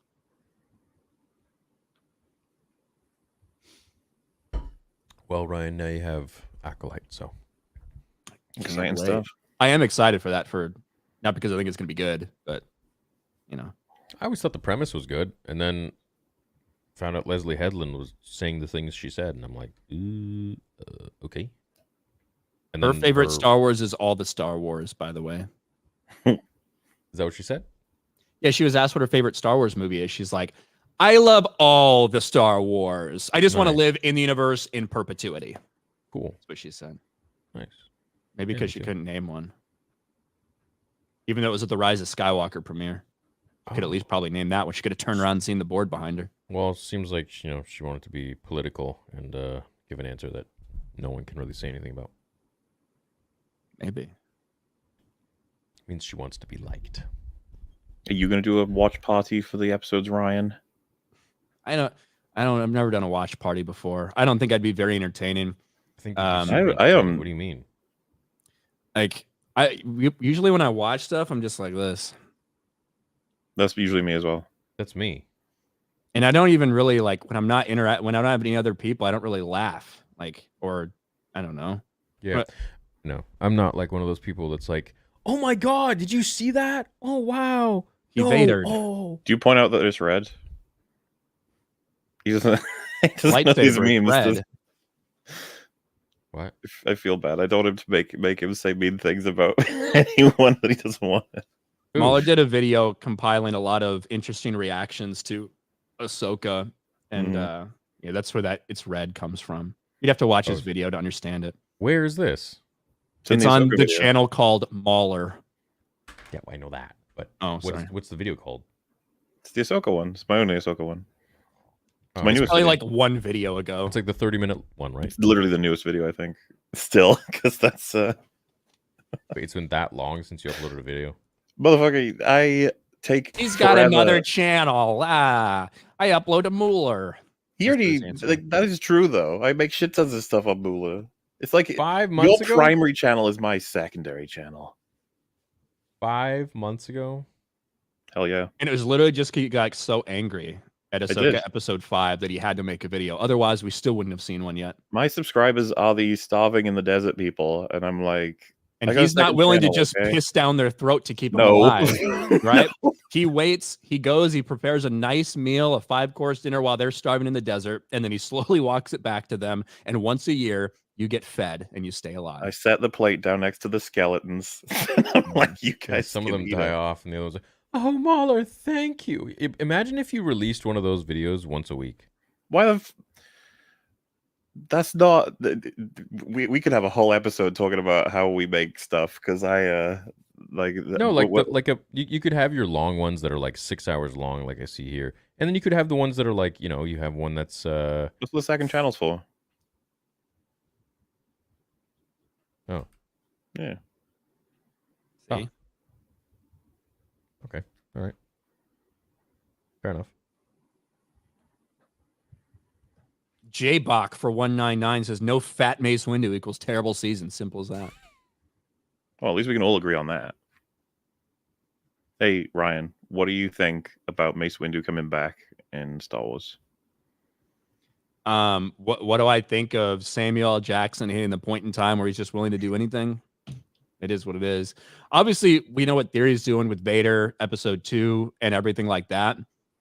Like to me, for them to bring again, I'm tired of Lucasfilm bringing back characters that we've seen before.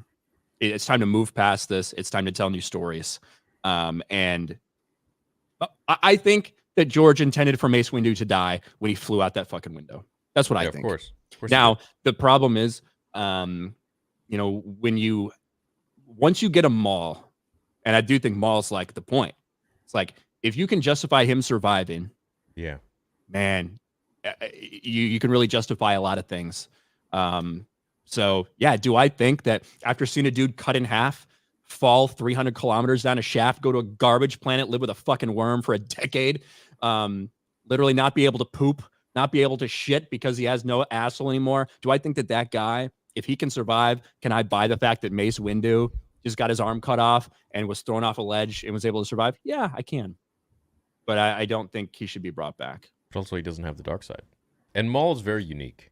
This is what I will say about Mace, is that if there's anyone on the Jedi Council that would be able to tap into the dark side, it's probably the practitioner of the pad. Just saying. Yeah. Like I think that's, I could see that fair point. happening. That's a fair point. Yeah. Yeah, Very and fair point. it's funny because with this one, I'm like, fucking, it would be amazing to have him back in his prime, angry and vengeful and wanting to do all kinds of shit. But like, I would never believe in a million years that Disney would be able to handle bringing back Mace Windu in any way, shape, or form that would be interesting. Yeah. Well, I'm really happy with my script. I think everything's done really nicely and it makes sense and it's not like fan fiction-y in a sense. So I'm excited for you guys to see it, and I hope you'll be at the premiere with me. That'd be cool. Yeah, it sounds fun. Yeah, man. Do you have any idea, like, what's the time frame left on that? I know you've obviously got stills and stuff you've shown and everything, but Yeah, I mean, hey, working every single day, it's costing me a lot every month. Working as fast as we can. Production got ramped up like crazy in January. So for episode 2, the issue is that we're creating everything from the ground up. Like, we're literally from scratch. We're not using fucking Battlefront assets or whatever. We're literally making and rigging and doing everything from the freaking vines that are on the stone walls, the brick walls, to the characters themselves and their cloth simulation and their facial expressions and the wrinkles. And so it's extremely tedious work, but it's taken time. And I believe the answer to your question is probably, if you want to be extremely hopeful, December of 2024. If you want to be realistic, probably summer of 2025. I'm more of a realist. Yeah, so I think, summer would probably be a really good finished date. If we want to go even further, then we could say like the winter of or the fall of 2025, but I think that's even too much of a stretch. But then the thing with that is, since all the assets are created, then episode 3 will be relatively easy to make. So yeah, you've got a lot of it. You don't have to redo a lot of that work. Yeah, hell no. It's all there, and we could probably release that a year afterwards. Maybe even sooner. So, excited. That's cool.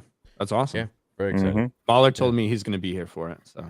Oh, dude, I'd love it if you guys were there. I mean, I don't know if I'll do it in New York or in LA, but we'll see. We'll see. We did the first one in LA. If it's in the summer, man, maybe New York. What's easier for you guys to get to? I think New York for MauLer, right? Fucking, that's not even. I haven't even met up with like all of the people that I've known now for like 4 years. You gotta crawl out of the cave and get out a little bit. I don't care. Wear a mask or something. You could wear like a Phantom of the Opera mask. You could just use an accent the entire time. No one would have any idea. It's true. You could talk like Tarkin the entire time. Just wear a disguise. No, but that's what I want. I want to have like a huge meetup, a huge premiere, and have like you, Jeremy, a whole bunch of YouTubers out there that I like. Yeah, it'd be good. And then all the fans and everything. It'd be great. Hell yeah.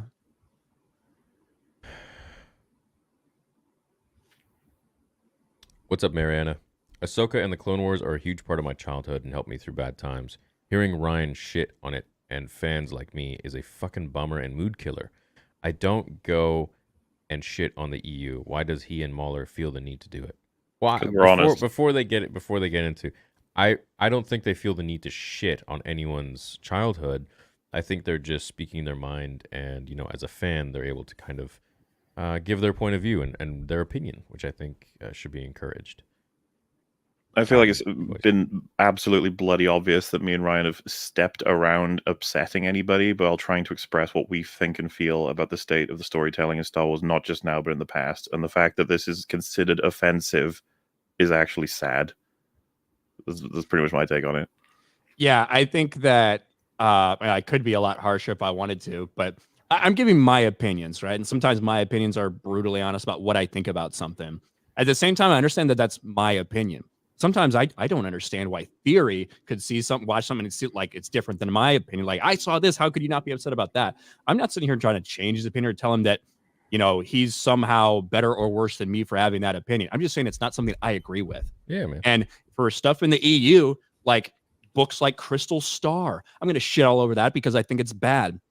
The Jedi Academy trilogy by Kevin J. Anderson. Love Kevin J. Anderson. I think that series is kind of shit. And I think he gets his depictions of Luke Skywalker and Han Solo completely wrong. Like, it doesn't make any sense to me. I'm going to shit all over something if I don't think it's good.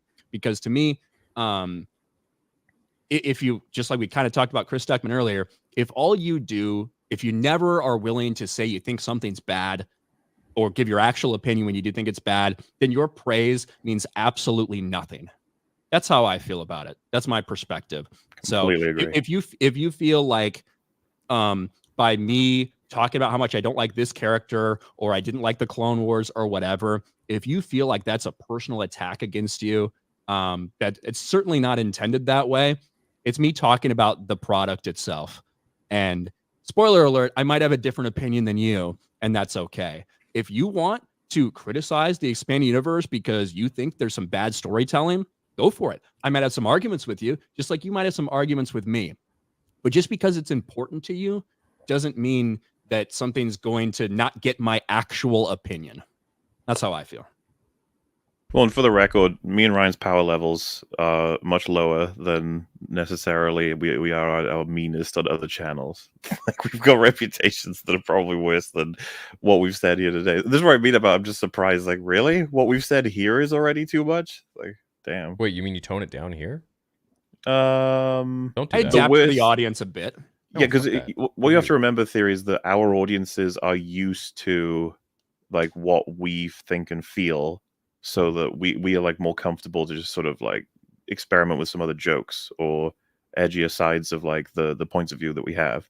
But here, like, we don't want you to but the problem is we don't want you to misunderstand us. So when we say something like, God, this is the worst fucking shit, you'll be like, wait, that you think this is the worst? And you're like, no, I'm just, like that sort of like miscommunication. I'm not a fucking idiot. I'm not. What's the English word? Daft? What? Daft. That's a good one. He's not saying we're being fake. What he's just saying is we're going to make sure that we're going to go a little bit of an extra mile because there's an audience that might not always be used to where we're coming from, to try to explain maybe why we think that or this. They'll figure it out in time. They'll see what you're like. But no, by all means, I want you guys to be comfortable and just be yourselves. Yeah. And for the record, Mariana, I'm really glad that you have something that you love like that. For me, that's obviously the expanded universe and shit. And I think for a lot of people, it's different areas of Star Wars. But we all have our opinions. It's okay to have disagreements.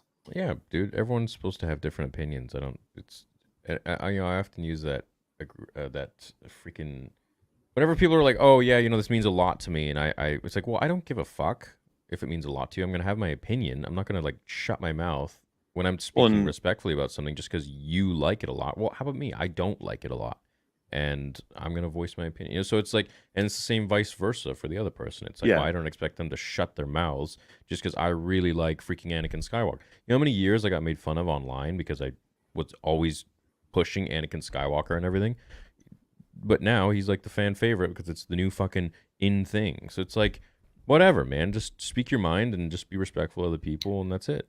Well, it's worth bearing in mind, right? Like saying, don't attack this thing. It's something that helped me in my childhood, sort of stuff. It's like there are people out there who feel it destroyed their childhood, right? Literally. So how do we balance it between those two people? Like, are we supposed to say it's worse or better based on? It's like, well, no, we'll just say what we think. We'll say what we believe, honestly. That's how I feel about The Last Jedi. Yeah, I mean, well, I would agree. I think that was probably the most damage done in like a single entity from the Star Wars canon. That was a stake to the heart. That one. Yep. Jaundice theory. Right. Bro, that guy's me. That's like me in like a weird filter. That's my background, right? I think that's the joke of the three of us together, is it? Oh my god. Oh.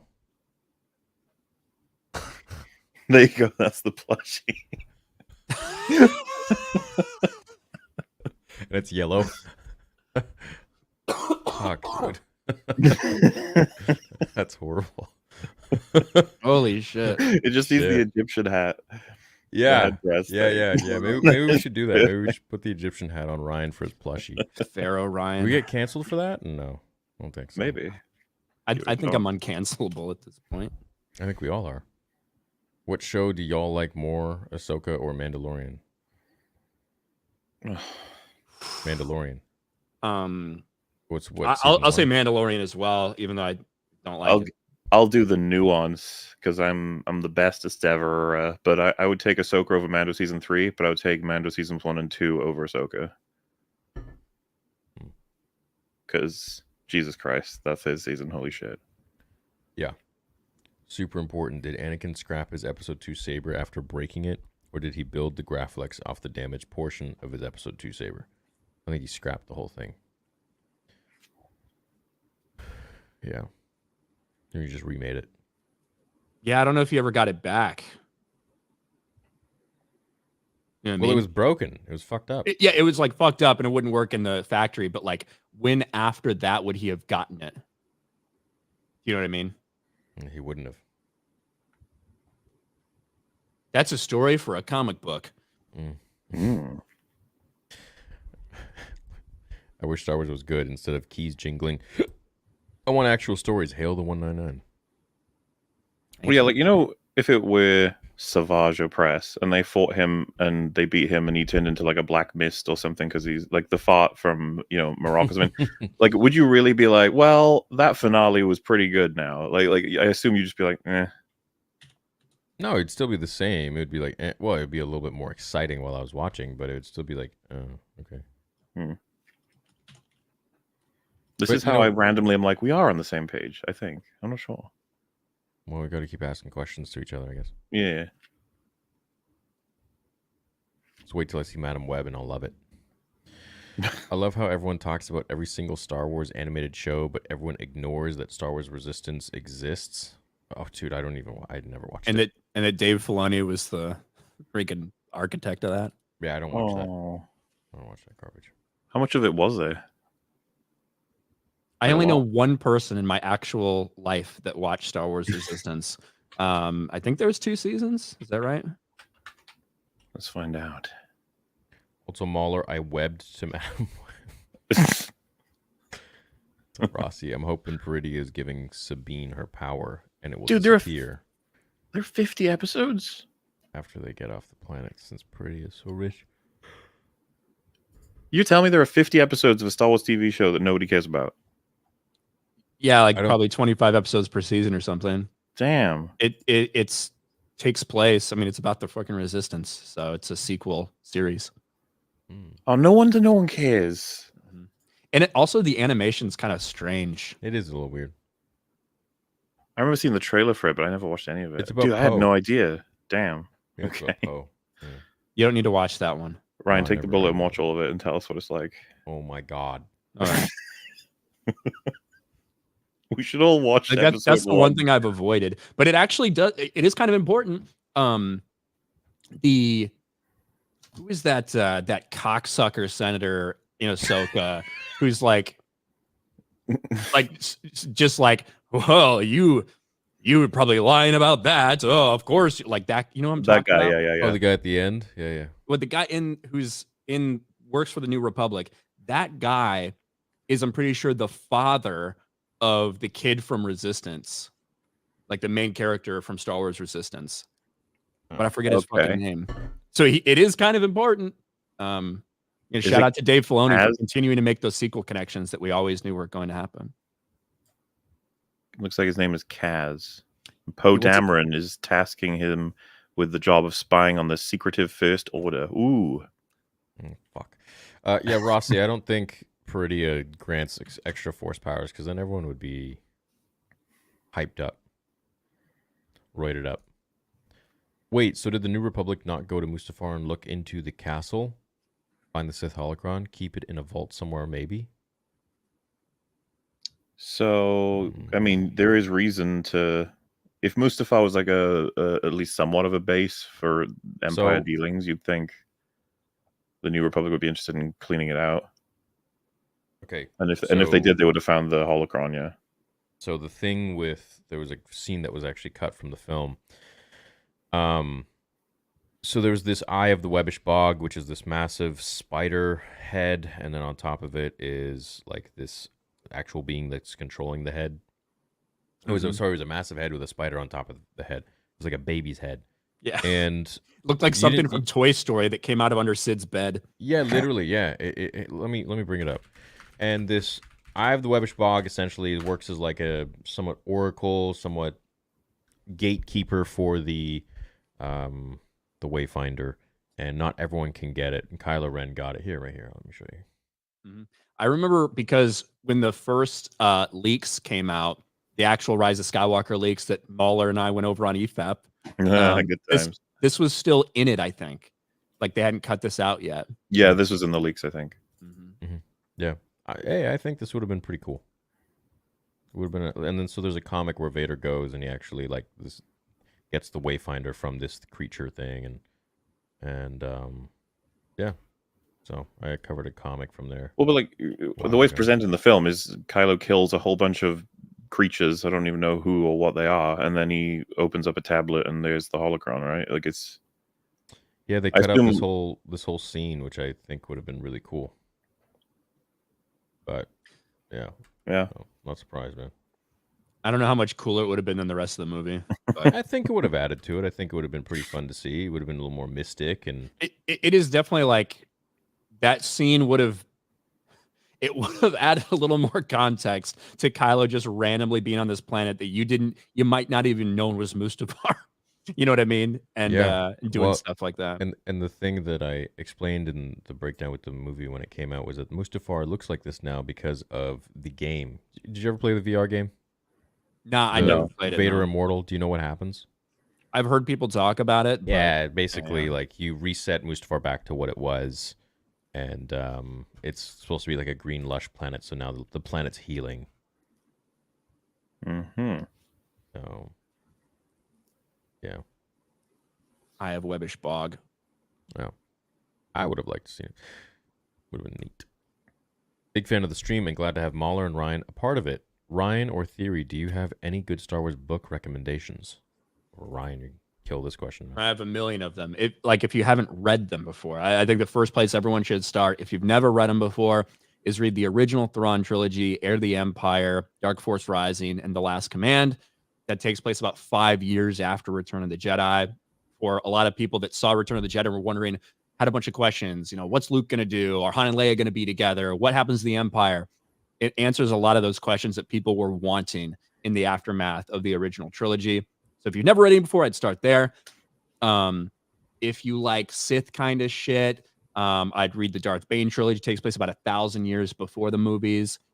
If you're really into military stuff or dogfighting, shit like that, I'd read the Rogue Squadron books.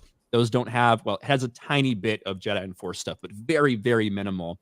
Mostly, it's just about Rogue Squadron, about military stuff, about how they dealt with the military apparatus when just because the Emperor dies doesn't mean the Empire's gone. It's actually a really long battle that takes place out for decades between the New Republic and the Imperial Remnant.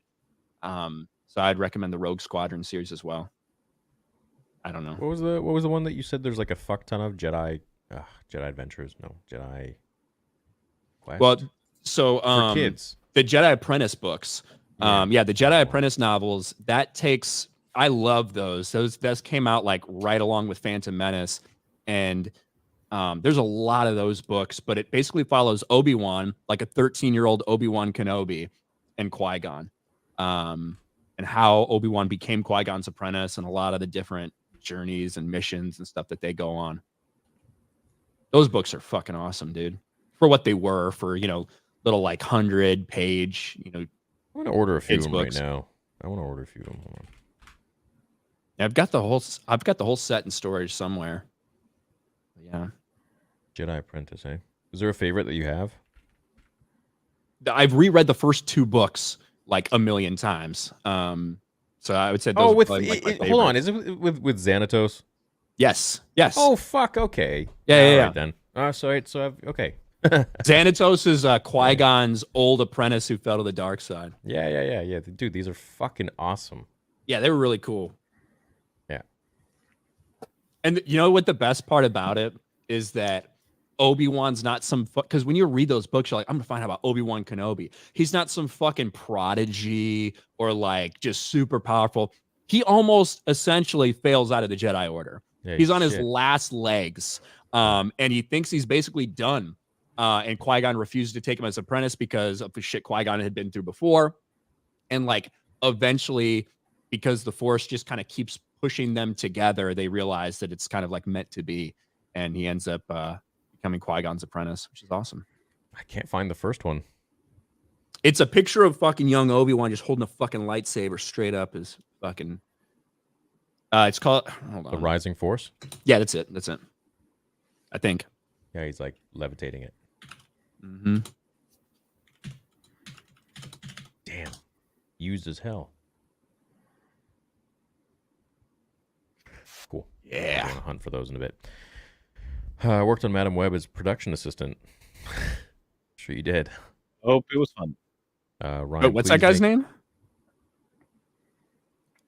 Skyscanner Black Guy? Yeah, so when I was coming home from Miami, I was in the airport and I was live streaming, and there was this guy who was like, he talked to me for like probably like 40 minutes in the airport, and he started talking about how Skyscanner has like the best prices and stuff, and he was really helpful. And then chat goes ahead, and it was first Skyscanner guy, then it was like Skyscanner guy's kid, and then it's like Skyscanner guy, but he's white or something like that, and then now it's Skyscanner Black Guy, but the guy was like Latino, so I don't know. It's just different variations, I suppose.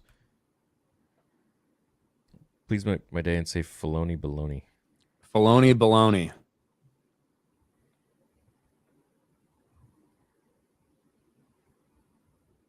For the love of God, hashtag cancel Disney Plus. Rewatching Rebels, there's a throwaway line in season 2 about Sabine being a Jedi. The Force theme also is spammed with her. I hate it, but it was set up. So there's a lot of people that have like gone back retroactively. They're like, oh, look at when she's training with Kanan. I don't know if that is the Darksaber arc or not in season 2. It would have been season 3 with the Darksaber arc with her, right? 3. I think it's 3. Yeah, I don't know. Now, send me a DM of what episode it is, and I'll look at it. Couldn't tell you too much. Theory, how's Vader 2 going? It's going great, man. Going great. Working on it every day. People all around the world. Ryan, how can a panel of people all just automatically bash X-Men 97? What is this X-Men 97? Are they redoing the old X-Men? So it's a continuation of the X-Men cartoon from the 90s. Oh, cool. That's how it is marketed. And, you know, there some of the stuff that the showrunner said even a year or two ago made people a little hesitant because he's like, it's a really different world now than it was back then. You know, we were dealing with things in that time. Now the world has changed, and we're going to bring basically 2020s back into this 90s cartoon. Whenever we hear stuff like that, people are going to be a little hesitant. Now we find out that Morph, who obviously, you know, if you're familiar with the series, Morph could morph into anybody. Well, Morph now, even though going by he, him pronouns for the entirety of the 90s thing, he's now non-binary. And there's some character design stuff in terms of, listen, they took away Rogue's ass and titties. That's what they did. So there's people that have problems with that. Overall, like the trailer by itself, I like not if I was just coming from an outside perspective and Disney Marvel hadn't fucked up a bunch of stuff and I didn't hear any of the stuff out there about the showrunner or the character descriptions, and I just watched the trailer, I'd be like, okay, like I'm kind of interested. I loved when the fucking music hit. I love hearing that X-Men theme. It's one of the coolest themes we have like in comic book history. Yeah. But overall, the trailer was fine to me. But there's a lot of stuff that people are rightly worried about, I think, based on what we've seen over the past couple of years. But Kevin says, Ryan, how can a panel of people just automatically bash X-Men 97? It was still epic to hear the theme and see the characters. Can we wait and see it, then bash it? No one was hyped at all. Well, what I will say, I don't know which panel you're talking about. By the time we talked about the trailer on FNT, I had probably seen the trailer like 5 fucking times. So that's part of it.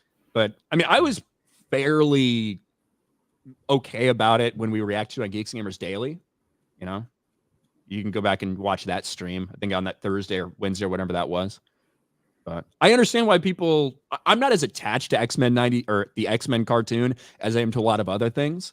So I'm not going to be as up in arms about some of this shit because I don't have as much emotional attachment to it. But some people really do. What would you say is your like number one fandom, like your end all be all? Star Wars, 100% Star Wars. Yeah. Oh, that's a good question. What about you? I have to think about that for a while. I'm trying to think of like what do I end up talking about the most. It probably is Star Wars, but there's so many game franchises and then film franchises and then shows and ones that are still going, ones that are dormant that I still love talking about. How would you like define it? Do you mean like the thing that you think about the most? The thing that's most important to you. If they were to change something, you'd be like devastated. Oh, that's Buffy Roman the Vampire Empire. Slayer. If they touched Buffy the Vampire Slayer, I'd probably kill somebody. I mean, I love Harry Potter. I love the Harry Potter franchise. I'm like deathly afraid, but also super hyped about this series that they're doing. Because I think it's absolutely the right way to do those shows is like an 8 to 10 hour series for each book. 1000%. It would fix so many problems the movies have. Even though I like the movies, like I like the movies. I don't hate any of the movies, even though Half-Blood Prince is one of my favorite books. So it's frustrating to see a poor adaptation of that. But anyway, that is absolutely the way to see them, is in that type of episodic format. But I'm deathly afraid of things they might change about Harry Potter. Well, maybe that helps illustrate the X-Men thing, right? Like, if I heard anyone was making new Buffy, I'd be like, oh, fucking hell. And someone would be like, why? What the hell? You haven't even seen it yet. And I'd be like, I'm for the same reason that I was hyped 20 years ago whenever anything new for a franchise came out, because I assumed it would be good. Nowadays, I assume it'll be bad.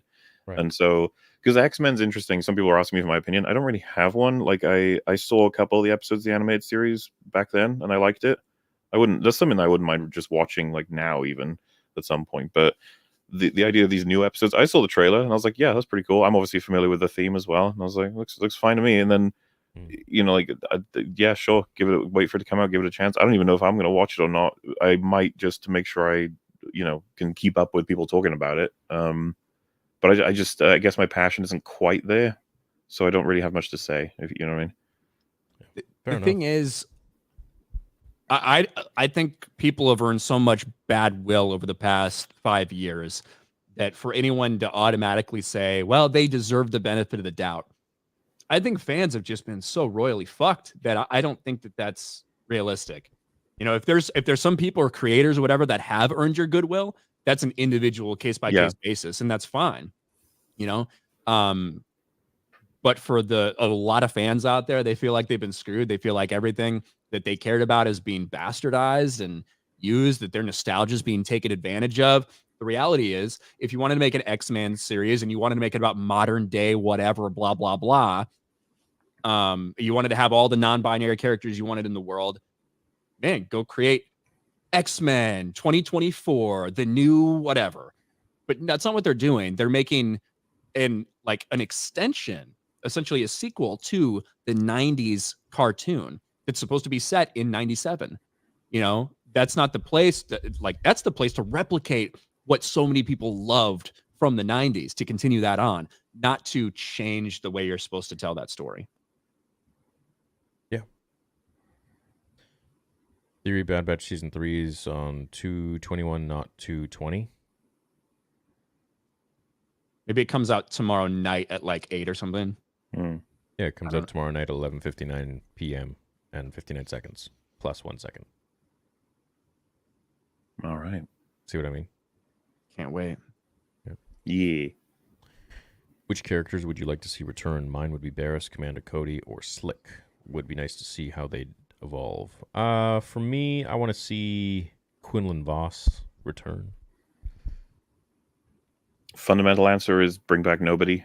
Like, if we're talking broad as opposed to specifically Bad Batch or whatever, because I just don't trust how they're going to deal with stuff. However, like, the legitimate answer, just because it would amuse me, is to force them to bring back and give stories to people like Jar Jar Binks. I just want to see what Disney would do. Some like joke characters, you know, because it would just be funny. Bro, I still remember the first rumors about the Obi-Wan Kenobi series where he finds like a bearded Jar Jar, like old man Jar Jar. You know, on the top, like, if I was to take it seriously and the guarantee was to be handled well, so who do you want to see return? Do I have to pick people who've like left / assumed dead, or can I just pick anything? Anything. If it was anything, I'd be aiming for like Count Dooku. He's one of the people I'm most interested in seeing like new and more content for. I think you'd enjoy Tales of the Jedi. I really do. I do think I think he would too, and he wouldn't probably have some of the same complaints I do about it. I don't think so. No, I think those 3 episodes, man. I think you'd get a kick out of them. 10 minutes each. I want my Dooku political thriller and my Dooku doing the whole getting Django in place for the cloning. So you want Jango Fett Bounty Hunter game adapted? That, and yeah, because I feel that's a TV show right there. Just give me, and then easy. But again, this is my brain every time is like, "What are you doing?" And I'm like, "No, I know it would be shit because they would fuck it up." But what if it's not? What if it's that would be wonderful theory. I would love it. Yeah, it'd be great. Should someone make a fan film of all the director's cuts or novelizations of the prequel films? Make it in animation, 10 plus hours of peak Star Wars. Only thing is Disney would have a temper tantrum. Fan film of all the director's cuts or novelizations of the prequel films. Oh, I see what you're saying. Oh, that'd be cool. Like all the Someone said, scenes "What from do you the think? books. Dooku's storyline is a masterpiece. Like, it doesn't exist. That's my whole issue. I want it to exist. His whole story. Yeah. There's a lot more background in in a lot of EU stuff, and even in the Plagueis novel, and you start to see the like how he was able to be manipulated and everything into doing what he did. It's interesting. What Did is you the ever God? What's the book? Dark Rendezvous. It's a Clone Wars era novel, but it involves. It's one of the only books where we get a lot of insight into Yoda and Dooku. And God, it felt in that book, it felt like Dooku was damn close to turning back. Damn, I got to read that one. I was gonna say that's Yeah. another aspect I'd love to see played with. It's and I would have loved to have seen Christopher Lee doing it as well. But obviously, it's I wish. asking too much at this point. Yeah, but like it's absolutely insane what this technology now can do. You could literally bring anyone, but like what they did with Tarkin, and then with the voices, like you just AI voice at this point. It's incredible. I'm not as in favor of that shit until they nail it, and until we get like through any ethical quandaries. I'd rather not. Like the Luke Skinwalker stuff was throwing me off completely. Well, that's old tech. I think the new tech that they're doing, like they got now, is absolutely amazing. Like what they did with what Shamook was doing, we got hired for with the deepfake stuff. I don't mind if we get the right recast. I don't mind at all. Okay. Who do you think? Problem is it can't be like Book of Boba Fett where every shot of we actually get of his face, he's like standing still or whatever because of that tech, and like so you're limited in what you can do. Yeah. I overall am a fan of just recasting. That's what I'm a fan of. I think it's perfectly fine. I think there's a reason. Be like, hey, like the guy who plays Luke in Book of Boba Fett, who was like the guy before they did, he looks so much like Luke fucking Skywalker. Yeah. Now, might not sound anything like him, I don't know, but like I feel like you could do it. And to me, even the way he specifically looks isn't as important as the vibe he gives off. Like, well, I could have been okay with Alden Ehrenreich as someone who doesn't look a ton like Harrison Ford to me if his vibe had been better. But it's just tough because when you look at Lando and you look at whoever his nuts is, it felt like he was doing a Lando impression the entire time. Yeah, right. Which also feels off. Yeah. So it's a very demanding thing. It's a very difficult thing. I know. But I think that recasting is the right way to do it. If we I could get behind it. If this insane, crazy idea where they actually got Ewan and Hayden to do a live action Clone Wars with stuff that maybe hasn't been done yet, as in storylines that haven't been explored yet, but I'm still in favor of the whole live action version of animated stories. I'm fine with that too. But if we had, and they were like, who are we gonna have as Dooku? We gotta have him in there, and it's like, well, feel like Charles Dance might be able to pull it off.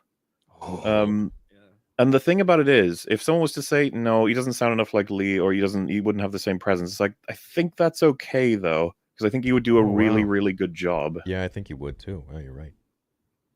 And I think that we would be like, I love Christopher Lee and Charles Dance's Dooku. In the same vein that I think a lot of people like the animated Dooku, right? The guy who does the voice for him. Oh, he's a great actor, this guy. And, I don't know. Because if someone said, like, well, we'll use Dance and we'll CG Lee's face on him, so I'd be like, no, don't do that. It's fine. You can just be what it is.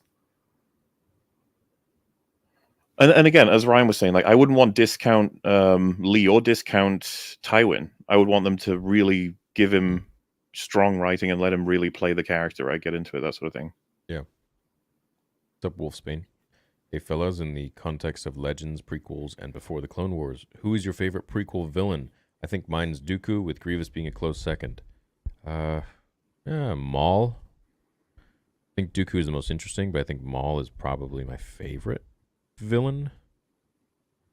I love the idea that Dooku, split from the Jedi and the Republic because he felt like they actually were oppressive or inefficient or whatever, combined with his interest in the dark side. I feel like there's just so much to explore there. Yeah. Dooku is the most interesting because he is human, right? But he has the human element to him. Is like we can kind of understand where he's coming from a little bit. Whereas Maul, literally just a killing machine, no real motivations from what we saw in Phantom Menace. And then Grievous, I wish we had got more of Grievous. So you can see like this is a fucking guy who has been a warrior his entire life, who literally the way he ended up in the form he was engineered just to turn him into someone who hated people so they could use him. And I think that Grievous had way more potential than we actually saw on screen. I think all three of them do. I'd love to see more of. I'm about to say I'd love to see more of Maul, but it's like, oh, you can. And I'm like, yeah, okay. I guess I meant You're going to see potential. more. You're going to see more of Maul. I will. What I guess I meant was that we could have had a lot more of all three of them in the three movies. I feel like they could have been better served. To me, they all served exactly what their purpose was, which was to prevent different sides of the person who would eventually become Darth Vader. I get that. That's really what I feel all of those characters really intended on being, the raw rage and fucking anger and martial, fucking channel it in a martial way of Darth Maul, the fallen Jedi, distrustful of the Jedi Order from Dooku, and then of course the cyborg fucking machine that he ends up becoming, this hybrid of real human parts and fucking machine. And I think that's really what it was intended in my mind. And I think it all, even though we could have used, it would have been cool to see more of this or more of that, I think it did exactly what it was supposed to do. I feel like that is something that a lot of people don't even realize is going on. Yeah, I agree. Which is like Grievous backstory would be dope. I just give them more, all three of them. There's room. We can remove some of the. Yeah, but they don't do it. I do not know why. I don't know who this is. Oh, hey, well, maybe that will happen. Who knows? Maybe that's planned to happen already. Could be. Maybe. I heard a rumor. Older Omega clone? What do you mean older Omega clone? Maybe it's like a Jerry Seinfeld joke. Django. What's the deal with older Omega clone? Django, yeah. At this point, certainly in canon, as far as I'm concerned, Django's cooler than Boba. I mean, Dirge is pretty dope, but Dirge is cool. Django's fun. If you listen, there's a difference between people. Like, there's two different types of people in the world. People who have played Bounty Hunter and people who have not played Bounty Hunter. Okay. For people that have played the Bounty Hunter game, you know that Jango Fett's fucking awesome. Yeah. Regardless of what you saw on screen. You can say the same for Boba, probably. Regardless of him falling into the Sarlacc pit. He's pretty cool, okay? Because Madam Web wasn't. You read this. I'm gonna go peek real quick. Ryan, Madam Web. So you misspelled it. Respect Madam Web. There's an E on the end, and there's only one B. All right. Madam Webub wasn't just bad. It's bad. Like Halle Berry's Catwoman and Dragon Ball Evolution and Last Airbender. It was a discount shell of its namesake. And for what it wasn't, fool's gold and a pipe dream. Yeah, I think me and MauLer were talking about this a little bit. Man, this is just a good old-fashioned dog shit movie. Like, it's just a bad movie in like almost every conceivable way. It's bad, whether it's the writing, whether it's the dialogue, whether it's the editing, whether it's the cinematography, whether it's the sound mix, whether it's the ADR. And at the end of the day, the story they're telling. There's not too much redeemable about Madam Web. I don't know anything about Sydney Sweeney outside of the two main reasons people know it. And the acting from her in that movie, I was like, I hope she's better at the other stuff because that was horrendous. I hope everyone was better at anything else. Everybody seems better than what they are in that movie. The guy who plays Ezekiel feels like every one of his lines is an ADR nightmare. I think that movie. I think Dakota Johnson came out and said something 5 days ago that she's like, so much changed about the movie since the time I signed on, and I'm not allowed to talk about any of it. I would really love to hear all the shit. I think a lot of the people involved in it are pissed because of how bad it is and the way it's just a laughing stock. There are quotes from the directors and the writers being like, this film, we captured what we were looking for, blah blah blah. And I'm just like, I wonder if they're being honest. I don't know, or if I wonder if they legit, because the guy who fucking wrote this wrote all those other movies that are like Morbius, horrendous. Gods of Egypt. Yeah, and you think like, how many movies do you have to be a part of that you write before you can say like, okay, that's just a shit writer? Yeah, that's actually the thing that's been brought up with the Chris Stuckman stuff. And there was an account that basically said, you guys don't understand how the industry works so much that you should know that you can't even write a bad film without being a good writer. As in, like, to get in the door, you'd have to be a good writer, which that was Joe Russo, right? Yeah. I don't buy that at all. Not Joe Russo from Marvel, the other Joe Russo, who's like a horror director or something. Which one is it? Like, he's invested in fucking saying that is true, but like the idea that there are no bad writers in Hollywood, they're all good. I just be like, okay, or at least you know, it's like, what have we witnessed the past couple of years? Like, dude, we had those videos for like Game of Thrones where they're like, oh yeah, Danny forgot about the Iron Fleet. It's like, so you're just a shit writer. Like, that's all it is at that point. You go blame the studio for that one. Frieza arc for me. Frieza and Cell. You guys watch Dragon Ball? Nope. Ryan, no. I have no fucking idea. I've heard that I'm like one of the guys there because I'm just angry at everything. But I don't know. What's crazy is that me and Ryan don't like anything in Star Wars. Listen, that's what people think. People are like, oh, do they like anything? It's like they're like not very intelligent. Like, oh, they hate Star Wars. It's like, yeah, you're not very smart. I probably like more Star Wars than most people know exists. Like, that's the crazy thing. I guess part of the funny thing for me is my brand, my name is built on Darth Maul. Like, that's where it comes from. So I'm just sitting here awkwardly like, yeah, I hate it, man. Like, it's bad, yeah. I really wish that I could have seen people's reactions in a theater when Darth Maul showed up at the end of Solo. Oh, like, it's like, so funny. Like, for people to just be like, where did he come from? Like, what's he doing here? And they literally needed to fucking show him igniting the lightsaber just so people knew it actually is Darth like, Maul. oh, this is a Sith? Oh, okay, cool. Just to turn it back off. It's just like, yep. Just so you know, I'm serious, Kira. Hopefully we get the continuation of that story someday. Maybe in a TV show. Bring back Emilia Clarke. Dude, she must hate being brought in at the tail end of franchises dying over and over again. Well, I mean, I don't know if she was brought into Game of Thrones, but... Oh, well, I wasn't really referencing that, because Game of Thrones is what gave her access to Terminator, Marvel. Terminator, Marvel, Star Wars. Yeah, it's rough. All three just absolute fucking failures. To the point where I don't even know if they'll remember she was in the MCU. Like, I don't know if they will. The creators will remember her.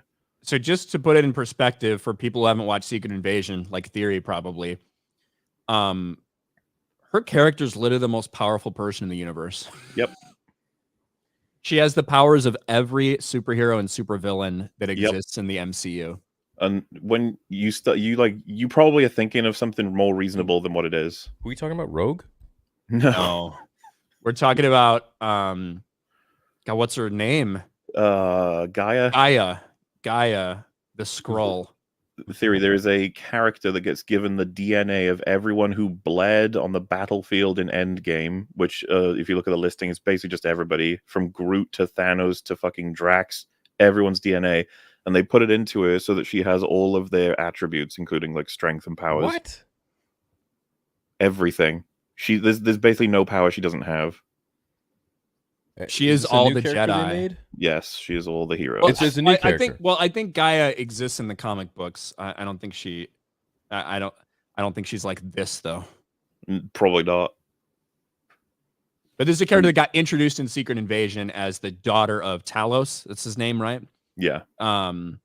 Yeah. This is in the prequel to the Marvels, which is very important. Like I said, I'm really curious if they'll even bring it back, Emilia Clarke's Gaia. Because the thing is now they got to be careful who they're even making shit about. Have any of you played Helldivers 2 shows? Live service games can be good. I have not seen this. I've heard a lot of people talking about it, but I haven't played it.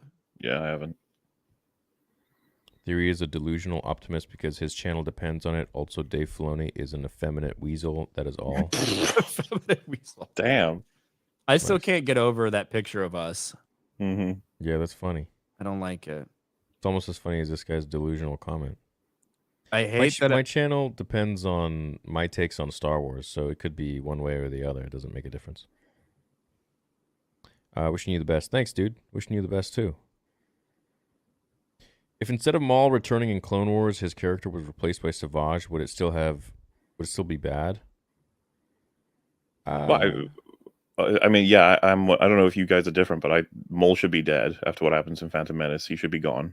If you have a brother of Maul that wants revenge and stuff, and you pick up a lot of the storylines that Maul would have had, I think that can work. I think that I agree with that statement. It wouldn't have been as bad. Like, to me, one of the problems with Savage is how quickly he gets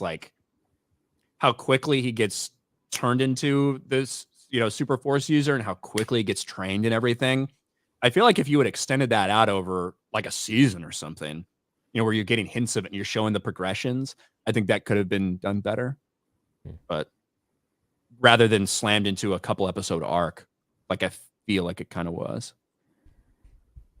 It was a little bit rushed, but I mean, I think you can get away with that in animation. Well, the problem is things that we give a pass on in animation, we talked about a little bit earlier, that has ramifications. Guess what? People can give a pass to what happened with Darth Maul because of it's in animation, but then that gets used as an excuse as to why all these other Force users didn't die of a lightsaber wound to the gut in live action. I'll argue that's only given a pass by people who don't understand Star Wars. Joby Harold or whoever else who are writing these ridiculous scenarios. I doubt George would have gone in there and written Reva as surviving a freaking lightsaber wound when she was a youngling from Anakin. Hell no. You're like, what the fuck is this? Maybe he just happened to hit her in the same spot again, and that's why she survived. It was already like dead cells. Avoided the major arteries. She'll probably live. Yeah, maybe. Most likely. Yeah, right in the heart or the lungs or whatever. Ahsoka would have been better animated. Ashley Eckstein, Luke, Leia, Han, Conversations Plus, no deep fakes. Ahsoka, Vader should have discussed redemption. Well, I mean, Ahsoka and Luke, I think we've all been waiting for that. Well, we got like... Carry on waiting. The problem is, they missed their opportunity. Yeah, it would be. They could do it now. Stupid. They could have that conversation, but we're all going to be saying like, "It's fucking weird that we've heard all this information now." They would have talked this out ages ago. Yeah, or they don't, which is more likely. I know. Well, maybe they'll show the. Fuck, who knows, man. All things said, even the characters they create have potential and still end up being screwed up with indecisive writing and retcons. That's unfortunate. I'm inclined to agree with that, yeah. Like Finn, right? They created him, and everyone was like, "Ooh," and then they went, and you're like, "Oh." Yep. Nobody can match Ahsoka besides Luke. The Sith Lords died. Thrawn isn't that big of a threat without a Force user. Yeah, he needs one. Thrawn. The problem is he should be a threat without a Force user. There's that, but then there's also they will make. Say, for example, she's in a room with Thrawn, and she could easily stop him with the Force. She just won't be able to if Dave wants that way. There'll be something that gets in the way. You'll do a thing. He'll run away. He'll fucking what's her name? Morgan Elsbeth, but a fart ghost. She'll appear and she'll have to fight her. It'll just always be something until Dave is like, "Yeah, Thrawn's boring. We can get rid of him now." Didn't he say that? There was a quote where he said like, "Play with Thrawn for a few years." Yes. Oh gosh, I hate that. They're literally treated as fucking keys you jangle in front of a baby. Like that's how he sees it. That's how he sees it. Like it's pretty clear from that. Because he has to die, I guess. Dude, no. What the fuck? What are you saying about Thrawn? No other fucking character you say that about. Well, because of the sequels. What are they going to do? Put him in Dave Filoni Peridea? literally said that Dave Filoni or that Ahsoka is not dead in Rise of Skywalker. He came out and said Ahsoka's that already after fucked all of that concept up. Oh, I thought he said, I don't know. Remember, like immediately in the aftermath of Rise of Skywalker, when you hear Ashley Eckstein's voice with all the dead Jedi, yeah, Dave Filoni put out a picture of Ahsoka and Gandalf, and it was like he literally drew a picture of Ahsoka and Gandalf with her fucking Gandalf robe, and Gandalf is like saying, some people thought I was dead too. Oh, you don't remember that? Dave Filoni doesn't tweet very much. I'll pull it up.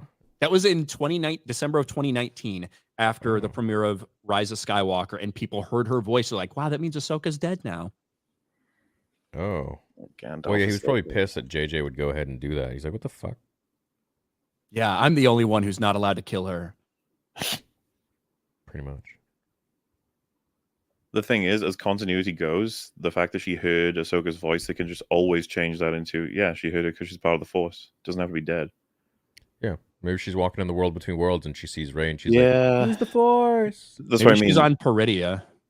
Compare that to bringing back, you know, Darth Maul or the Emperor or whoever else. Like, that's the tiniest of continuity, like, confusions that they would absolutely do. You Yeah. can do it. Here's the tweet. I found it. Was thinking of all of you this fine morning. Happy holidays on Christmas. Mm. It's Gandalf and Ahsoka. People thought I was dead too. Look how that turned out. ... Again, right after the release of Rise of It's Skywalker. genuinely, like, this shit, this is the stuff I always advocate completely against when it comes to writing. It's like, oh, I love that Lord of the Rings stuff where he, like, dies and then he comes back and he's white. Let's do that. And then they just do that. And you're like, what the fuck are you doing? Do you know why it's meaningful in Lord of the Rings? And you'd be like, yeah, because you like him and now he's back and you like him. Yeah, they had nothing to do but sigh about this. So sad. Happy holidays from Dave. Well, it's just don't kill them. He signed his tweet. As simple as that. Don't. No, kill but them. then he can't do Ahsoka the White. You have to kill her. He could just Fake have killer. him power up. She can just find a white cloak. Isn't that Dragon Ball Z? Literally. I don't know anything about it.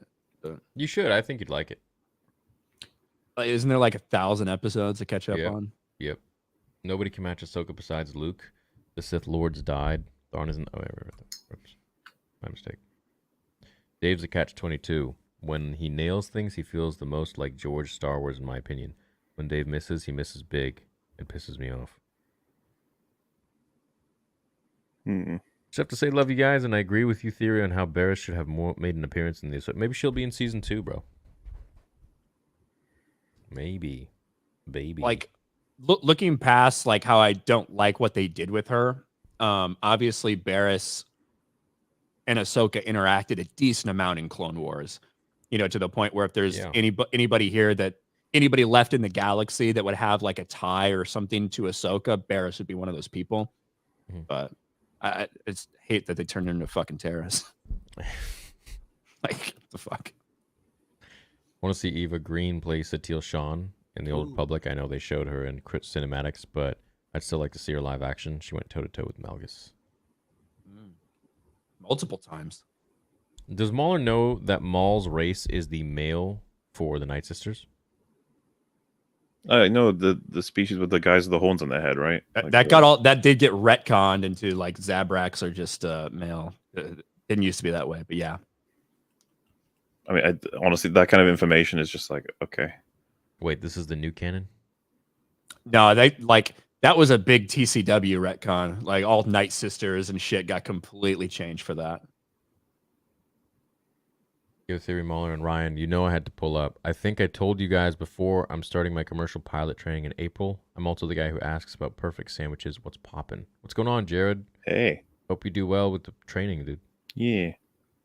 Yeah, Godspeed. Fly good planes. Perfect sandwiches. Thoughts on the idea of Mace coming back? Absolutely hate it. Him dying by Vader and Palpatine was crucial because it signifies the Jedi Order's fall. Just wait for my story, bro, and then you can decide. Obviously, Freddie Prinze Jr. wouldn't like it because that would mean that his math would be off. 2 + 2 equals.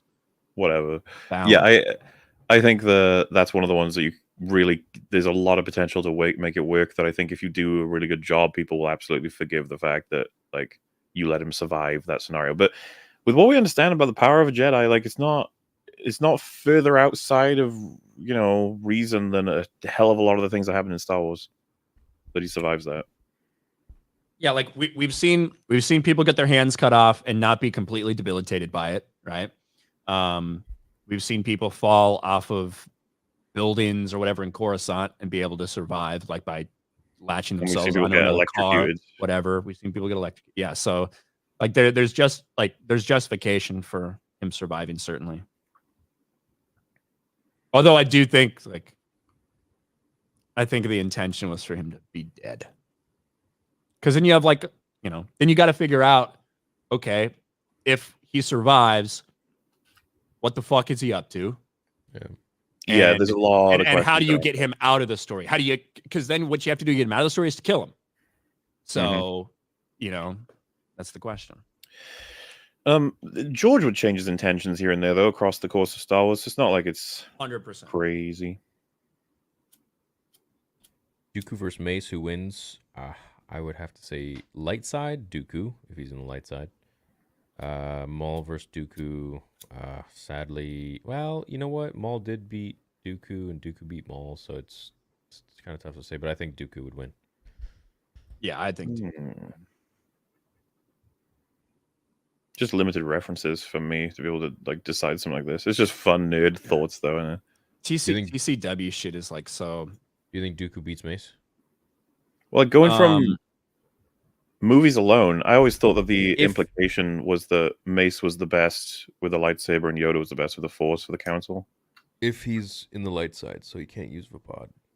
Yeah, I was gonna say, like, I actually think that'd be a fucking great matchup. If we're talking about like Attack of the Clones era, yeah, I'd say Dooku like would fuck him up. Oh, it's tough. So for MauLer that maybe doesn't understand what Vapod is, specifically, it's a formal lightsaber combat that is, you know, use Form 7 lightsaber combat, but a specific form of it, which is called a variation called Vapod, which you're able to use. Like if you're facing someone who's a dark side user, you're able to channel their energy basically into your fighting style. And you're able to like almost feed off of that. And it's super aggressive and it's very dangerous because it can easily lead to you using the dark side and shit like that. But that is one of the reasons why Mace was able to, you know, obviously stick with Palpatine for that long. And of course, Palpatine also knew what he was doing by, you know, letting Anakin get there as well to try to manipulate that entire scenario. Definitely. So it's kind of a tough thing to say, well, we saw him take down Palpatine because Palpatine was also using that. Yeah. Yeah, he's toying with it. Which is why the novelization's so fucking awesome. Why doesn't the great Pharaoh Ryan buy Disney? Surely the great Pharaoh bathes in gold. I don't have that much money. Once they reduce the core value of Star Wars down to like £1.99, I think everyone will decide to try and buy it up. Give them time. Fans keep asking for Mace is going to regret it. Oh, well, I mean, that's what we said for years over on EFAB about Thrawn, and all the people in our fan base who are desperately waiting for him are incredibly disappointed now. So, yeah, I would guess that the same for Disney Mace. That's probably what's going to happen. I love the Grift. I want more, but I know I shouldn't. If it were sandpaper, I'd want a lower grade. What the fuck? I'm not the Jedi I should be. I want more. And I know I shouldn't. Yeah, it's Gregory right there. What's up, unfunny German? Ist Vader weak-minded or schizophrenic? I would say neither. He's probably just we call it conflicted. Yeah. Slave to his emotions. And maybe a little confused. Yeah. I would love to see Darth Trey live action, but I don't want Disney to ruin the Old Republic too. Stay away from all that shit, please. That's my standard. It's like, just fucking stop. I don't give me a Revan trilogy. Don't let them fuck him up. Come on, stay away from it. Move forward, do your own shit. Yeah, MauLer, don't you dare release anything lower than 40 minutes. I do scare people when I make something that's lower than 6 hours. How long do those take? Like half a year. Sometimes a year, yeah. What? I don't know, if you've never seen them, you'll understand if you watch them. It's all custom edited. Every like 3 seconds is a new visual from whatever I'm talking about. So it's all sources. So what if you had, like, let's say a team of like 20 people and they could pump these out every week? Would you do it? I mean, I want to get to a point where I have a team who can, but I'm not quite there yet. getting somewhere. Like the MauLer output, so the second channel is higher than ever right now. Like it's almost a video at least every 2 days. So if that gets steady and consistent, then maybe I can start transferring it over to the main channel as well. Probably good. Yeah. If you add up all the videos I make in a year, it adds up to the amount of time like one MauLer video is. Where I get to explain in an hour why a flickering light shouldn't be flickering. Oh yeah. Force Awakens Part 1. The Part 1 or Part 2? Did you even get to that? I think I was gonna say that's Part 1. I get into the first scene or two in Part 1. You know. Mm-hmm. Do you guys have headcanons? For example, I don't consider NJO Vong Legends or Disney sequels canon, but if they ever change Plagueis, they die. Well, that's what I'm worried about, Ryan. I'm worried about the Acolyte changing Plagueis or doing so because it's 50 years before the Phantom Menace. He's fucking there. Was that what this Headcanon person is asking? Because like I don't consider the sequels canon, and even if I said I can't try to. That's just something that I never think about the sequels. Go, oh yeah, that happened. I'm like no, God no. I don't do headcanon or whatever. If we're talking about like theories or whatever, that's fine. But in terms of excluding this or that, canon is canon. Canon is what Disney owns it, right? Now, whether I like it, that's basically what I say. Like just because, so you didn't like one big series in the EU called The New Jedi Order, right? That's fine. I mean, there's books I don't like, but it's all part of the overall story. So to me, people saying I don't consider it canon is just their way of saying they don't fucking like it. I agree with that. So, because I would have a metric for what I consider official canon, and that's defined basically by rights ownership and stuff. Yeah, I get that, but and I can disagree with it, and I can hate what they're doing with it, but what I'm getting at is like when I think of Luke Skywalker as a character, I just like TLJ is not what he did. That's not some stuff that he did. So it's just like nah, But if they said, well, so you're defying the canon as legally speaking, I'd be like, no, I get that. That's how that works. I know. Yeah. So that for me, when people say headcanon, it's just shit that they say they like and don't like. So yeah, pretty much. No. George Lucas actually mentioned that he probably did survive in one of his. He said it as like a joke because Sam was like, "Hey, Jedi can fall from high distances, so I live, right?" He's like, "Yeah, I'm fine with you surviving." He doesn't give a shit. Yeah, he was just like saying it lighthearted, and kind of the same way, George, kind of the same way they invented Obi-Wan's home planet. Like, yeah, Stu Jones. In an interview with Jon Stewart, when he said, "Oh yeah, he's from the planet Stu John." Yeah, it's like, well, fuck. There's Wikipedia entry now. Cool. Yeah. MauLer's brain broke when Star Wars Theory suggests releasing one of his videos once a week. I'm dying. More vids, long man. Also watch it be. It just, I wouldn't be done with the first draft of a script in a week. I'd be like, I need more time. He's got too many streams. When will we see the return of Jedediah and the sheriff again? Is he still on the run? Did the sheriff cat? I don't know where he's at right now, man. He might make a return someday, but we'll see. We'll see what happens. Theory on Gardic phone when? What's that? That is an amazing game where you have to write a prompt. So, for example, I write down, the man went to the shop to buy some cheese, and then you provided that prompt. We all, in a big circle, get provided everyone's turnover. So I have to draw an image that best represents your prompt, and then the next person has to guess the prompt from the image I drew, and then we compare to see how everything turned out. And the pictures and the prompts get sillier and sillier. And so it's just like Pictionary, kind of. It's honestly like telephone plus Pictionary. It's like it was a really cool idea, and yeah, we need to do more streams then. But yeah, I'd fucking have both of you on that if you want to play it. Sounds like fun. I'm down. Can I draw bat cheese? You can draw penises. How crazy is that? Yeah, cool. Yeah, definitely. So yeah, nothing's off the table at that point. Of course, I've seen the Mission Impossible series. It's amazing.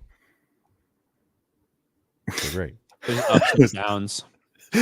Yeah, Ryan, I was like, what do I say about this? Well, overall, I love the Mission Impossible franchise. I think that 1 and 2 are like the two most different movies you could possibly imagine. Yeah. And then 3, they really, even though it's a J.J. Abrams movie, I enjoy 3 a lot, and I think it set the template for what Mission Impossible would be after that.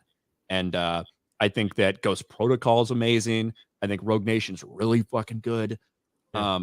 Fallout, I really liked as well. Dead Reckoning, I don't hate it as much as MauLer. MauLer fucking hates that one. I do hate it. I consider it a step down from the previous 3, but I still think it's good, and I'm really looking forward to 8. I love Fallout. I think it's fantastic. It's practically transcends the limitation of being a Mission Impossible film almost. Like some of the stuff they do in that is not in any of the other Mission Impossible films. To the point where I was just like, damn, they really fucking pulled out all stops. And then its sequel. My biggest problem with that is that that the reveal of Henry Cavill, like him being an antagonist, was way too early in that movie. For me, I don't think so, and I quite like they give you all the clues to pick it up well before they reveal it too, in ways that I thought were quite fun, like the phone being cracked and stuff. Yeah, I just feel like they give you the reveal like 45 minutes in the fucking movie, and it's like 2 hours and 45 I don't minutes know. long. I like that it gives Henry Cavill time to be a villain instead of pretending to be a hero. Oh sort of shit! thing. I didn't watch that one. Oh, well, he just well, there you go. Well, I mean, I saw them fighting, so I figured he's a villain. They're actually not fighting each other in that scene. If you're talking about the bathroom scene, unless he's talking about the the bathroom scene, they're actually the fucking when he like reloads his fucking biceps, basically. One of the best moments in action history. And that was just like an off the cuff thing that they, the behind the scenes from that are awesome. I love Henry Cavill, dude. I love Henry Cavill. Talking about that was really cool because he wanted to do the parachute sequence, and he was like trying to convince Tom Cruise to let him do it. And Tom Cruise is because Tom Cruise does fucking everything, right? And Tom Cruise is like, we've been training to do this for fucking months and months and months. We've been setting this up forever. If I let you do this, you will fuck it up. Like basically, and Henry Cavill's like, okay, I guess I won't do it. You know, we do one take where I do it, and then you do it with the other guy. Yeah. What did he want to do? It's a big stunt, dude. You should check it out. Fallout is, I think, the best Mission Impossible film, so you might like it quite a bit. I swear I just watched it, man. I like Ghost Protocol. It wasn't. I think it was Ghost Protocol I watched with Ghost Protocol. He has a little bit longer hair. It's with the train, right? Well, there's a couple trains in Mission Impossible. Well, is it the one movies. where he's on his motorcycle, he goes up the cliff, and he freaking jumps Dead off Reckoning. That's Dead Reckoning. That's the one that was just in theaters. Yeah. Oh my god. That's 7. It is funny that you say the one with the train, and I was like, shit, that's like 4 of them. Like all of them. Yeah, but like very specifically in this one, they try to give you like some reminders and the callbacks to like the first one. Yeah. But yeah, I like Jeremy Renner in them too. And Ghost Protocols, I think the one where he climbs the freaking thing with the, oh my gosh, yeah, I love that. Yeah, one. I like that. I love that whole setup of the different rooms they have people in. Oh, that's the thing, man. Which one's the one I haven't seen? Fallout, the 6th one. Mm-hmm. Yeah. All right. I actually found like the Burj Khalifa climbing. I found that way more interesting than the bike jump in Dead Reckoning. Bike jump's just insane, like the scale of it and everything.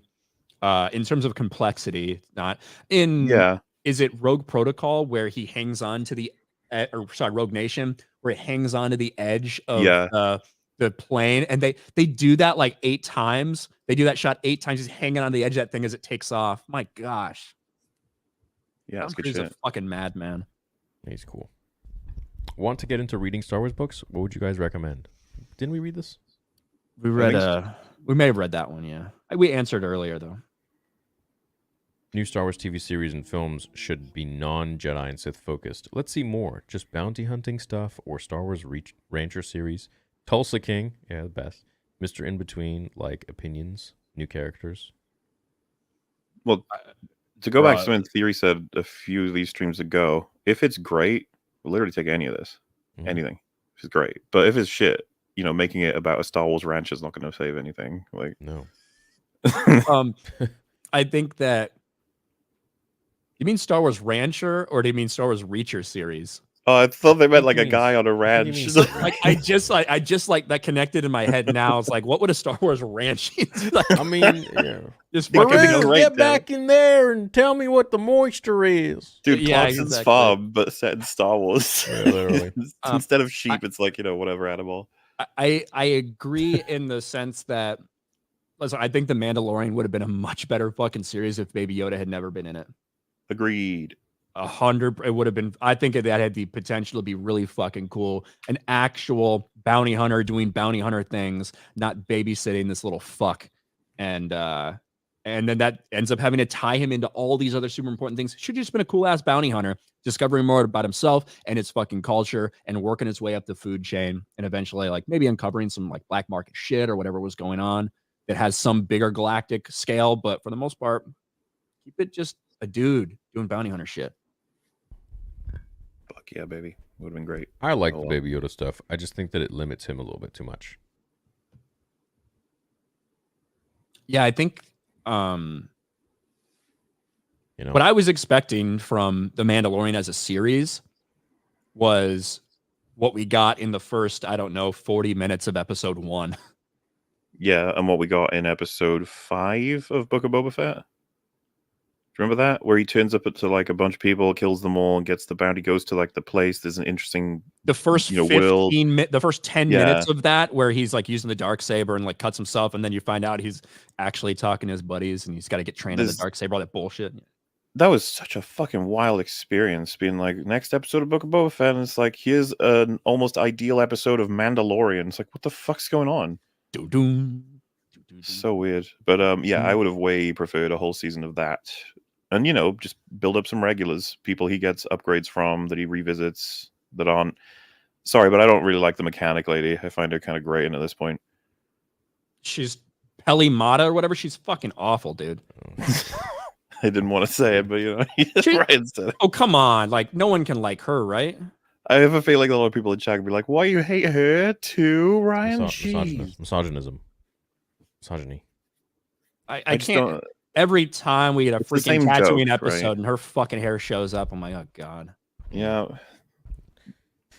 I need your help. I'm reading new. Is reading new Jedi Order books worth reading? I think there's 36 books. You know, there's not 36, but there's the specific New Jedi Order series. I believe there's 19 books, maybe 17 books and a couple like novellas in there. To me, it's worth it.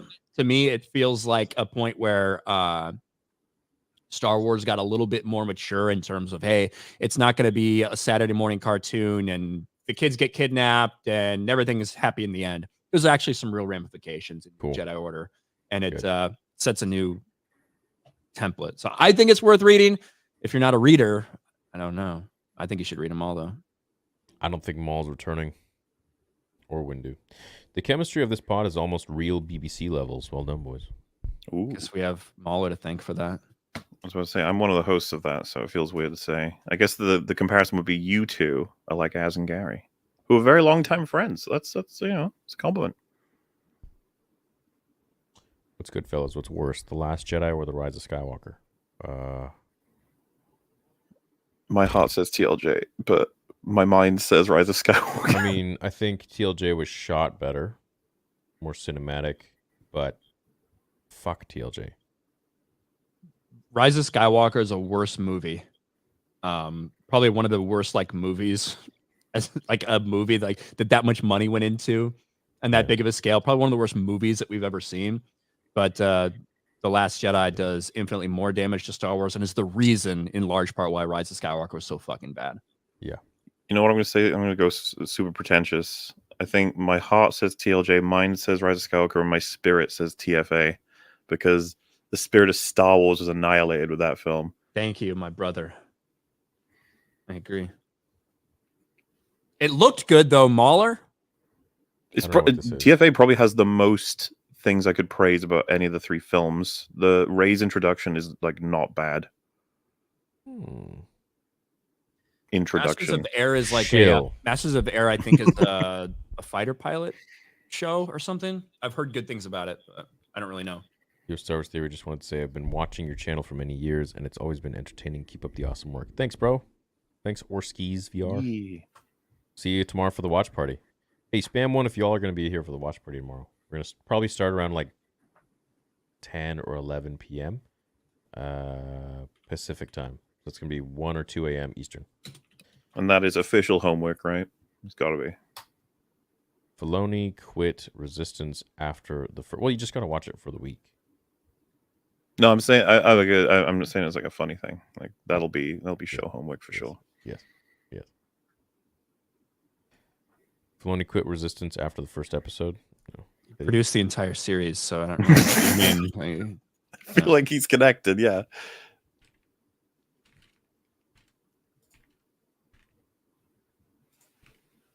I wonder what the influence is. Has he ever talked about it in like interviews? Does anyone know anything about this show? I've seen clips of him talking about Resistance, but I'm not too keyed in on it. So Is it over?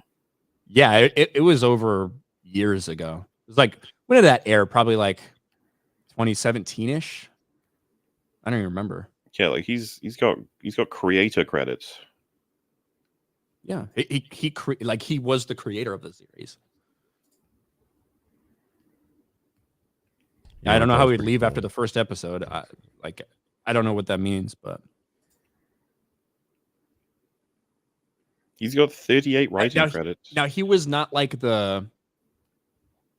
he was not as involved in terms of like the day-to-day creative level stuff like he was on something like TCW as much like and Resistance. I'll willingly admit that, but the idea that he just his name is just on it, but he didn't do anything. It's like, okay.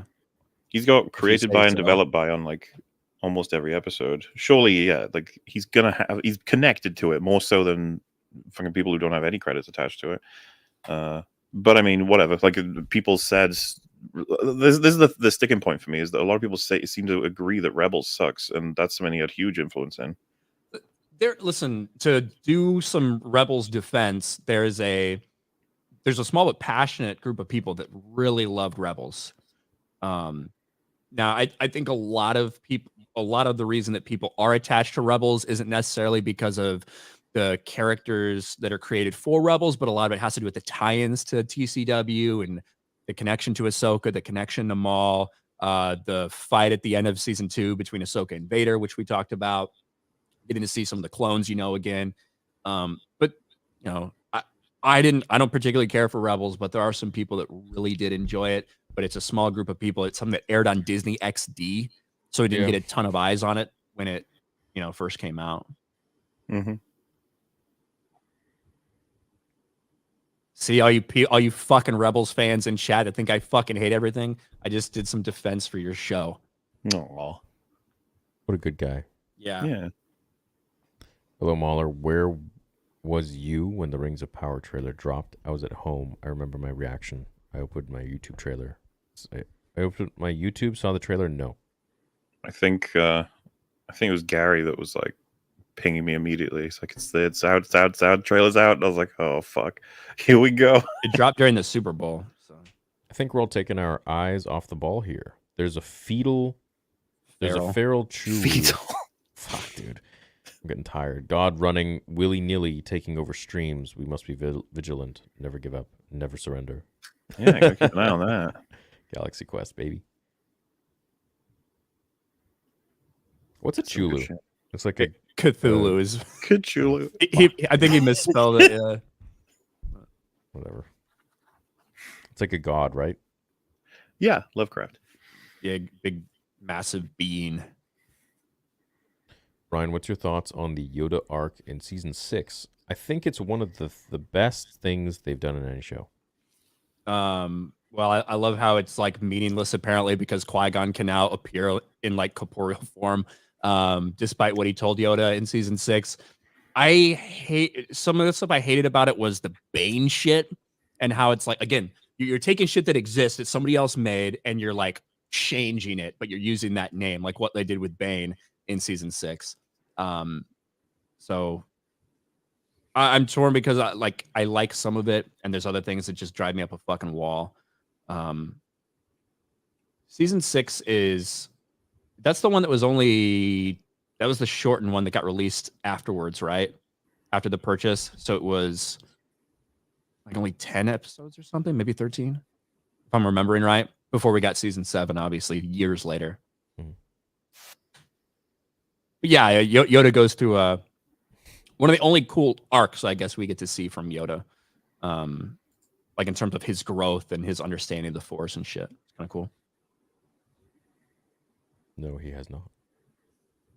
The 1978 to 1988 Marvel Comics are my favorite books.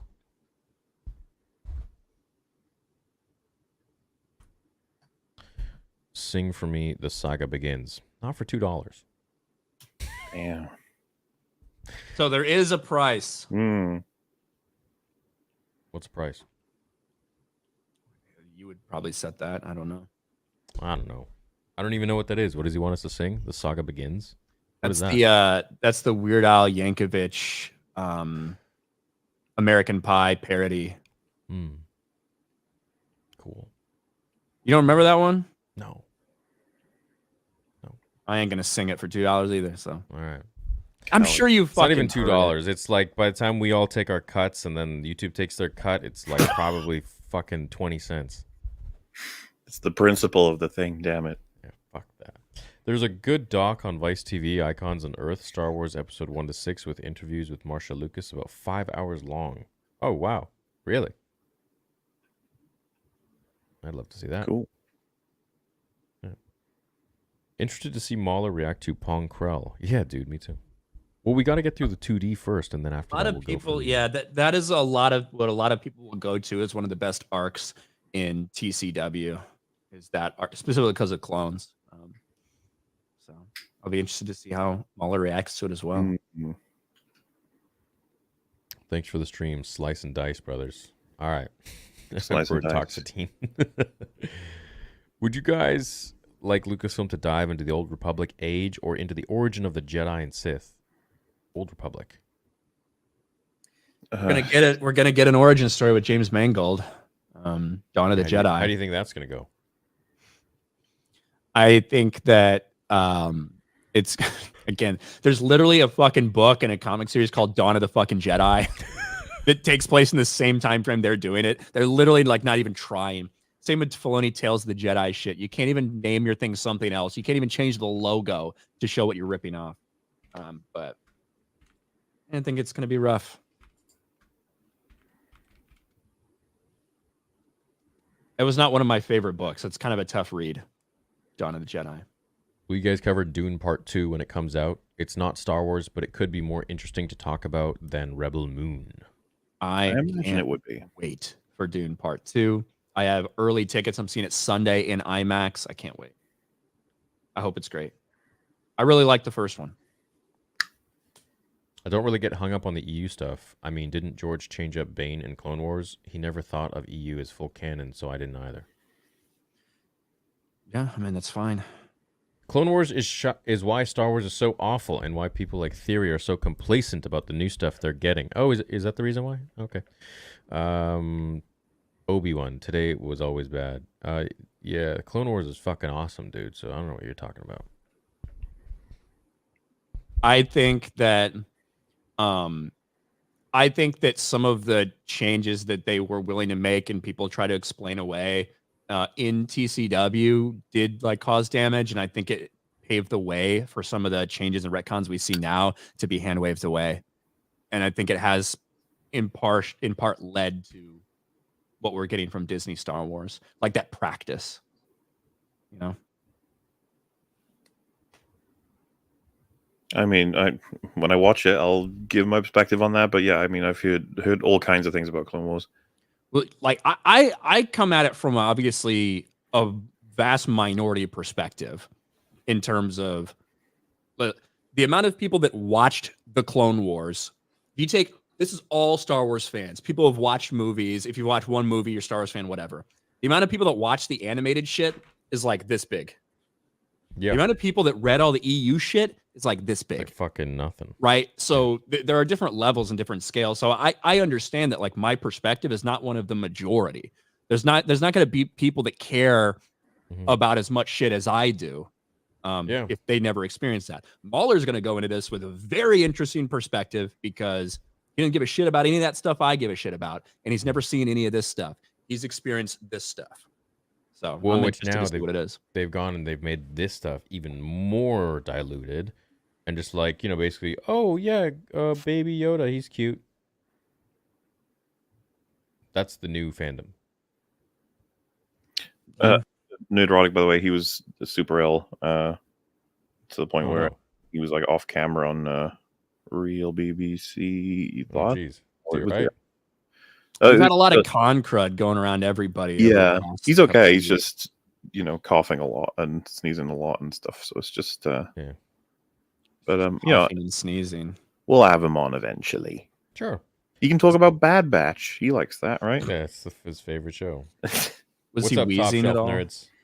Needs Little to bit. change from politics, plot to plot politics. Need to change a lot of things. Top Shelf Nerds is the amazing marketing guy behind my sabers. He's doing all the photos and everything. So he's hard. Nice. We're making some really cool stuff for the website coming in probably 3 weeks now, I think. What's up, dude? What's going, Vroom? What up, If Vroom? in Kenobi, I'd rather old Jar Jar than young Leia. Me too. Yeah, dude. Mm-hmm. Yeah. Part 1, Joe Rama. As flawed a show as Bad Batch is, I thought The Outpost was a pretty good episode. The writing was decent, and Mayday's story was actually emotionally resonant in my opinion. Shocking for Lucasfilm. Part 2. And thank you for that. I might just be biased because I love clone-centric stories. Would love MauLer's thoughts if he ever watches it. If I remember correctly, it works as a standalone. I will have to watch Bad Batch so I can keep up with these guys fawning over it. I'll be like, all right, wait a sec. Bad Batch season 3 isn't the miracle that you guys think it is. But yeah, I mean, you know, the more I spend time here, the more everyone's very obsessively looking for me to see the Clone Wars specifically. So it's probably going to happen. Yeah, you can make a little review. MauLer, because of your continuous high praise, I am starting Buffy soon. Isn't there a certain order I should watch it? And Angel, or go by release dates? Yeah, if you just Google watch Buffy's awesome. order Buffy, I think it's the first result. It's a blogspot website, josswhedon.blogspot.com, and it's someone who put together a listing that's pretty good. I think there's only 1 or 2 changes I would have made on it myself, but as it stands, it works really well. It lists Buffy and Angel next to each other, so it lets you know when to switch over, and it covers all of like the spoiler-free way of telling you when to switch so that you get the continuity, and it's really fun. As for if you started brand new, fair warning, Buffy has a rocky start. Seasons 1 and 2, there's plenty in there that'll put you right off, but that by the time you hit, I know this sounds insane, but there's an episode in season 5 that's considered like one of the greatest things that's ever happened to TV. So if you feel like giving up, I would say if you can get into season 3 and you still feel like it's just shit, then you probably should give up, because season 3 is pretty good. But it might not be for you, you know. The answer is just work out and eat food. How would you start getting into Legends, and how would you progress? I only know the cliff notes. Want to know more. Thanks for answering my questions. So I would start again with the Thrawn trilogy, Heir of the Empire, Dark Force Rising, The Last Command. The original Thrawn trilogy, not the new bullshit they put out after Disney bought it, just for the record. The ones that were released in 91, 92, 93.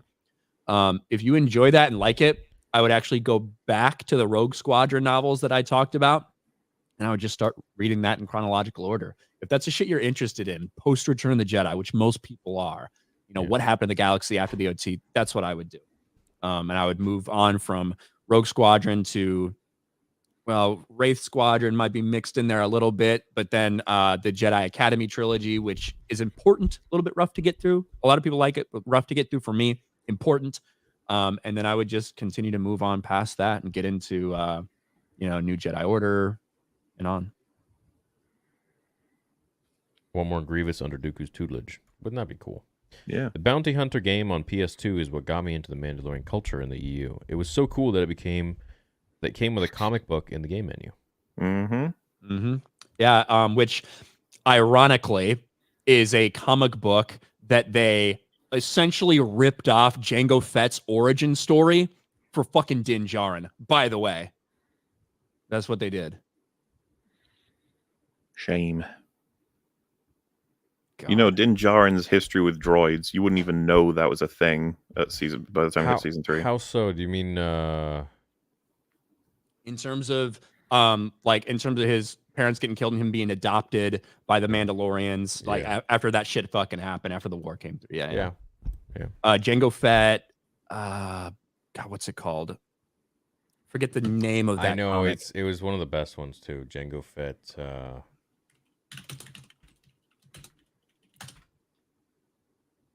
what's the Jango Fett comic book called? I'm pissed that I don't fucking remember it.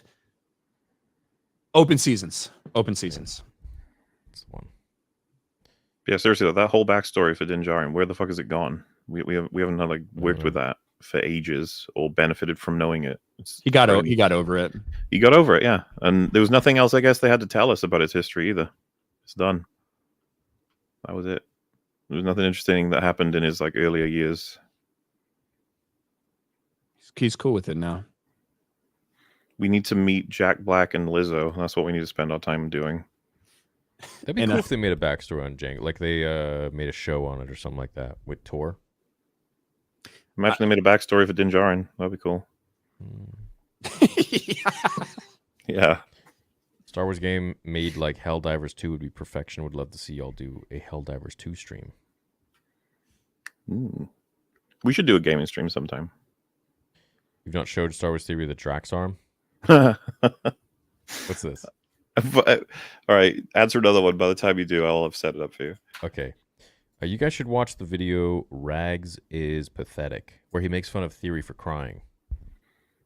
Rags is controversial and has lots of opinions that if you want to fight him on it, he'll happily do it with you. But just don't care. Say what you want. Good day, fellas. Question for you all. Since Asajj died in the book, do you guys think she will die in Bad Batch? My gut feeling is that it's a complete retcon. You think and so, that's my gut feeling on it, is that they're not really going to follow it. Like they've said they're going to follow it, and they're just going to show like why she didn't actually die or something. Fuck. Yeah, but then... That's my gut, but I don't know. You know what? It would be cool to see her in, whatchamacallit, Ahsoka 2. Electric Boogaloo. Yeah, I'm cool with dead people staying dead. Is the rule of 3, but I think MauLer will end up with it. Should we change the name of this from Stargrift to Rule of 3? I think we should change the name at some point. I don't know about Rule of 3, but... All right, let's change the name. What are we changing it to? What happened? Do we not like Stargrift anymore? I don't know. Well, hey, I'm open to suggestions. I feel like Stargrift implies we're not actually being serious about what we're saying. I thought that was the point, was that it plays off that was the idea of, because we obviously are, but you know. Yeah, I know. I think Rule of 3 is kind of dope. What about? I don't know. Chat, help us out. What do you think? Well, I mean, first question, chat. What do you think of Stargrift? Have we turned on it? Yeah, if you like it, then you like it. I thought it was working, but I mean, if people don't, that's fair enough. Oh well, seems like some of them like it. Luke Soka thinks it's fine. Oh, did you? Damn it, I came up with Stargrift. See, what Gregory's like, he actually tried to put in a trademark for it, so that's why he's upset. So I want royalties, motherfuckers. Everybody likes Stargrift, I guess. Oh, cool, nice. That's a good one. Lizzo's 3 boyfriends. Yeah. Maybe we'll keep it the same for a bit. I don't know. Whatever. Kind of wish Kathy Lucas was given all the opportunities Filoni is getting. She wrote many arcs for the Clone Wars, and I think she's very talented. She was bullied a lot online, though, and just left Lucasfilm. Why? I don't know about this. He means Katie Lucas, not Kathy. Okay. And it's funny. There's a sequence I've watched a lot when they're actually describing like bringing Maul back and his legs and everything. And Dave's like going on about, well, we just thought it'd be really cool if we did this and if we had it look like that. And she like stops. She's like, well, I mean, I hate to interrupt you, but we actually took all of this from the expanded universe. And Dave's like, well, yeah, I guess we did. That was one of my favorite Katie Lucas clips ever. Theory, if you could choose between George Lucas working on episode 2 or having the power to fire everyone bad at Lucasfilm, what'd you choose? Fire everyone bad at Lucasfilm. I got episode 2 handled, man. It's going to be great. But yeah, fire everyone bad at Lucasfilm. What if you also got to live with George Lucas for a year? Okay. But you had to clean up after him. Okay. Like, it'd be messy. But I don't really like living with people. Unless it's like significant other, then okay, but I don't know. Have to be a big house. okay. I don't For know. the Would record, you? George, you could stay with me. I'm fine. I'll clean up after your ass. Fuck. Right. You ready? I got the thing. The and I'm going to give you a little context, right? Like we told you, she has everyone's powers in the MCU. But the weird thing is, when you're like, she's got, I don't know, Captain Marvel's powers, you're like, fine, so she can fly and shoot lasers, fine. It's like, okay, yeah, but what about Drax? Drax was on the list. It's like, what powers does she have from Drax? Like, is she just generally strong? And they go a little further than that. She can have his arm at will. And also disintegrate her clothes for it for some reason. What is this? That's actually what my arm looks like after watching Madam Web in theaters. What is this, dude? This is When because did she this has come out? Drax's DNA. This is recent, like what, half a year ago, so right, Ryan? Something like that. Yeah, summer of last year, so a little 8 months ago. Secret what's so Invasion. This is This- Secret Invasion. Yeah, this got made fun of to hell and back. It was So she's got everyone's DNA. yeah, and that Including makes the it Hulk. so that she can. Yeah, she has a Hulk arm at some points. No, she doesn't. You're kidding. What is this? She has ice giant powers as well. She has everything. She It's has every honestly- superpower, and from each hero and villain in the MCU, effectively, she has. The craziest thing is do you remember Ebony Maw theory from Infinity War? The guy he had telekinesis. He was like a little alien looking guy. He was the guy who fucks up Strange. He's Iron Man called him Squidward. Yeah. He's a guy who fucking, basically kidnaps Doctor Strange and has all those little pointy things at him when they're in the fucking ship before I can't remember. Iron Man and Spider-Man save him. Well, I guess the funny thing is he wears rings. Are right? you talking about fucking the Maw? Ebony Maw, yeah. Oh yeah, he was amazing. He was so cool. So she has his DNA, and that means that she can spawn his hand and his rings. And his penis probably too. Probably, yeah. Throw it in. She can Yeah, it spawn was so everything. weird how he died. He was so OP. He got sucked out a fucking spaceship. That'll do was it. anybody in. Pretty much.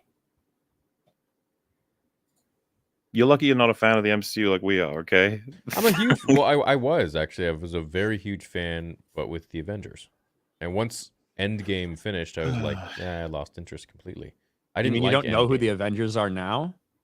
No, there's a new Avengers. Well, we all imagine. We can only come up with guesses of who we think it is. Being led by Black Captain America, Captain Marvel, Shang-Chi. Black Widow 2. Yeah. Oh yes. Okay, so I watched Shang-Chi. I watched the new Captain America show. I watched there was something else I watched. You know what's crazy It is it's didn't- going to be 5 years since we saw Captain America last. It didn't stick for me. By the time we see him in his movie. Dude, it feels like nothing has moved on since Endgame, really. Like nothing. There's just boring, lame. Oh, they destroyed an enormous empire. I guess Your thoughts on- Ant-Man's still an Avenger. Tales of the Jedi season 2. I'm very excited for it. Can't wait for more Ahsoka. No, we'll get someone else. Maybe Balin and Shin. Would love to see an era of Star Wars that force users have children and become a nobility like ancient China. Well, Count Dooku was nobility on his home planet of Serrano, which is kind of why he had some of the attitudes he had. It's interesting. Thanks, dude. Favorite trooper design? It's the Scout Trooper for me. Also, for favorite Legends villain antagonist, Plagueis. I think Jarek is massively underrated as a character. Yeah, Jarek doesn't get a whole lot of play. I think that Darth Krayt is super fucking interesting because of what we see towards the end of the books when it comes to Fate of the Jedi and him helping out Luke in the battle against Abeloth. But then obviously the one Sith, what we see in the comic books, like his plan that got set into motion. I think he's really fucking intriguing, and the fact that he was alive in like the prequel era as well. Yeah, I think Interesting Darth Krayt villain. should have been in the sequels. Like to me, Jason Solo, Darth Caedus is my favorite character in Star Wars. So obviously there's times where he's a hero, there's times where he becomes a villain. So if you're talking about like my favorite antagonist, it would probably have to be him.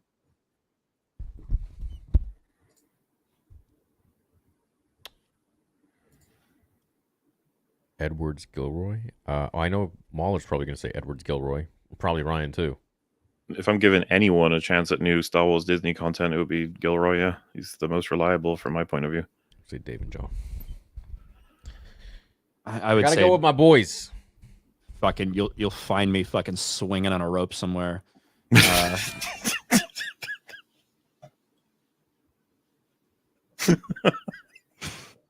Yeah, it's gun to my head. Which of these would I choose? I'd pull the trigger. That's the answer. But probably Edward Skilroy. Ryan looks like Ryan Johnson minus the estrogen. Thank you, Luke Soka. What do you guys think of Savage Oppressing Clone Wars? Do you think it's... Oh, we talked about this. I think Love the I think name. He's dope. Can you please show MauLer the scene where Hera confronts her father? The best scene in Rebels, and it's a shame how Ahsoka butchered her character. I don't remember the scene. Yeah, so that's I believe they're talking about the scene from the same time frame when Thrawn gets introduced. They're on Ryloth. And obviously Hera's dad's like a fucking resistance leader on Ryloth, and Thrawn is kind of taken over. Remember, they even got the picture of fucking Hera there, and everything. But I don't know specifically the scene he's talking about or what season it is. But MauLer will watch that after he does an entire watch through of the Clone Wars micro 2D series, Clone Wars, and TCW, and he also has to watch the Clone Wars movie. By the way, we can't forget that. I think what people will Nah, be that really one's happy that one's to pointless. pointless. No. Well, if you want to talk about No pointless, such thing. how about the many fucking random episodes of like R2D2 and C3PO just fucking jerking each other off in TCW? All right, Yeah, I know. he's gonna watch all those, so he's got to watch the Clone Wars movie too. I know. Look, next week, people are going to be really happy to know that out of all of the content I could have seen, I will have seen episodes 1, 2, and 3 of season 3 of Bad Batch. They're going to be like, yes, that is what they want to hear my opinion on. So, Would I rather be a Saiyan or a Jedi? A Saiyan, hands down. I could fly. I can go Super Saiyan. I can with like 100% Super Saiyan. 100% Saiyan. I don't even know what a Saiyan means, but You're missing out. I don't really want to be a Jedi. I don't want to do selfless things. Seems fucking boring. be evil Jedi. Ryan would be a Sith. I don't need to go full Sith, but just let me do my own. Just let me be a Force user. All right. Ryan would get too annoyed by someone and be like, fuck you. I would be snapping necks like a motherfucker. Yeah. Like, absolutely. Just having a bad day. Hey, I'm just in traffic. Some asshole cuts me off. Like, just take their car, like toss it off. Yeah. just no remorse. Yeah, fuck it. Whatever. Halfway through the Darth Plagueis novel, I think it's my favorite Star Wars novel so far. I'm really nervous about what they do with him in Acolyte. Maybe they won't even mention him, and even that would be stupid if they don't. Yeah, that's the problem. Is the era they've set it in? He can't not be around. Yeah. But they also should not touch it. You know, Yoda's going to be in this, right? He has to be. Oh, fuck. You didn't think about that, huh? I didn't think about that, man. Yoda has to be in this. It's impossible for him not to be. It's going to be great. Fuck, dude. Please don't fuck up Yoda. He's going to be like, he's just going to be basically telling all these other characters we get introduced that they're really the best. Respect your pronouns, I must. That's the kind of fucking Yoda we're gonna get in this one. You killed him again. Ryan, you're losing your mind. I'm losing it. Ryan loses his mind. So I don't know. I can't. I guess I was wrong. There was no danger at all.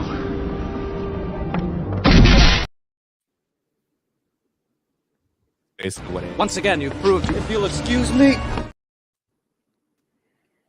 We're in the clear? I think we We're got it. good. I No like one it. can clip that now? All right. I wasn't in the frame. Yeah, I think you're good. Just whenever Ryan says something controversial, play the "You've done that yourself," and we'll be fine. Yeah. All right. Yeah, what a terrible way for Obi-Wan to walk out of Padme, just for the record. A terrible way when Anakin immediately thinks that they're probably fucking. What a terrible way for Obi-Wan to walk out of Literally that just, ship. yeah, Just his fucking. hands on his hips like I just clapped her cheeks. Yeah. It's just the worst thing he could have possibly done. Yeah. Literally. Maybe he did. You don't know. I mean, that's my headcanon. It's a long, long plane ride. You think the Game of Thrones writers should get another chance to do a trilogy? Well, the funny thing is, didn't they rush season 8 so that they could start working on Star Wars? Then they got fired. I don't want them writing anything to do with Game of Thrones ever again. They made the worst Song of Ice and Fire related content in the history of the world. I would rather they stop. Yo, Nick. Well, I think that they should. I'm interested to see what they do with Netflix. I think they've got a movie that's coming out finally. Like, I'm interested to see what they do by themselves. Right? We saw them do a good adaptation, a great adaptation in a lot of ways from something they had source material for. They ran out of source material. They fucked it up. Let's see them do something that they're creating, and give it a chance. But they certainly shouldn't just be given a chance to do a Star Wars trilogy because. Filoni effing up Thrawn is the most insulting and hypocritical thing he could do. He won't let people do anything with Ahsoka with him knowing. The Thrawn is like one guy that you just don't mess up. Right? And they made him kind of just an idiot. He's a bit of a clown, yeah. Yeah. And I think they made a mistake by bringing him into Rebels, because when you bring a character like that in, and his fucking adversaries are the Rebels goon squad, like the Scooby-Doo type of fucking characters. Yeah. I feel like that was the complete wrong way to bring him in. That's why I was fucking kicking and screaming when they brought Thrawn in then. Yeah. Because I don't feel like that's the right way to bring in a character with that type of gravitas in a fucking you're right. Disney XD show written by Filoni, You're right. So to me, his character is fairly consistent with what I would expect that they've already done to his character, unfortunately. You're right. Yeah, it is like a fucking Scooby-Doo. Back when at chat said MauLer was too long, I ran the math, and the runtime of all his videos combined is about the same as MauLer's. well, I mean, if I make 1 6-hour video per year, it probably does line up with a lot of other channels anyway. 8080 chat, fucking crazy moron who's desperate to defend everything to do with like sequels and despises me, probably hates you as well. No way, he definitely hates you. Oh, nice, dude. He does not like me either. You No, almost just hate people because they have a different opinion on movies. That If seems they hate me and balanced. Theory, Ryan, there's no chance. It's doors locked on you, buddy. Yeah, I'm the bottom of the fucking barrel when it comes to that shit. Nice, dude. A lot of centered individuals out there. Gal Gadot has a Leia recast? As a Leia recast? No. Kal-El, no. Luke Skywalker. Your points about canon is mostly true, but if something is so lore-breaking that nothing else makes sense, then I don't think it's canon. That's the thing to me. It's always going to be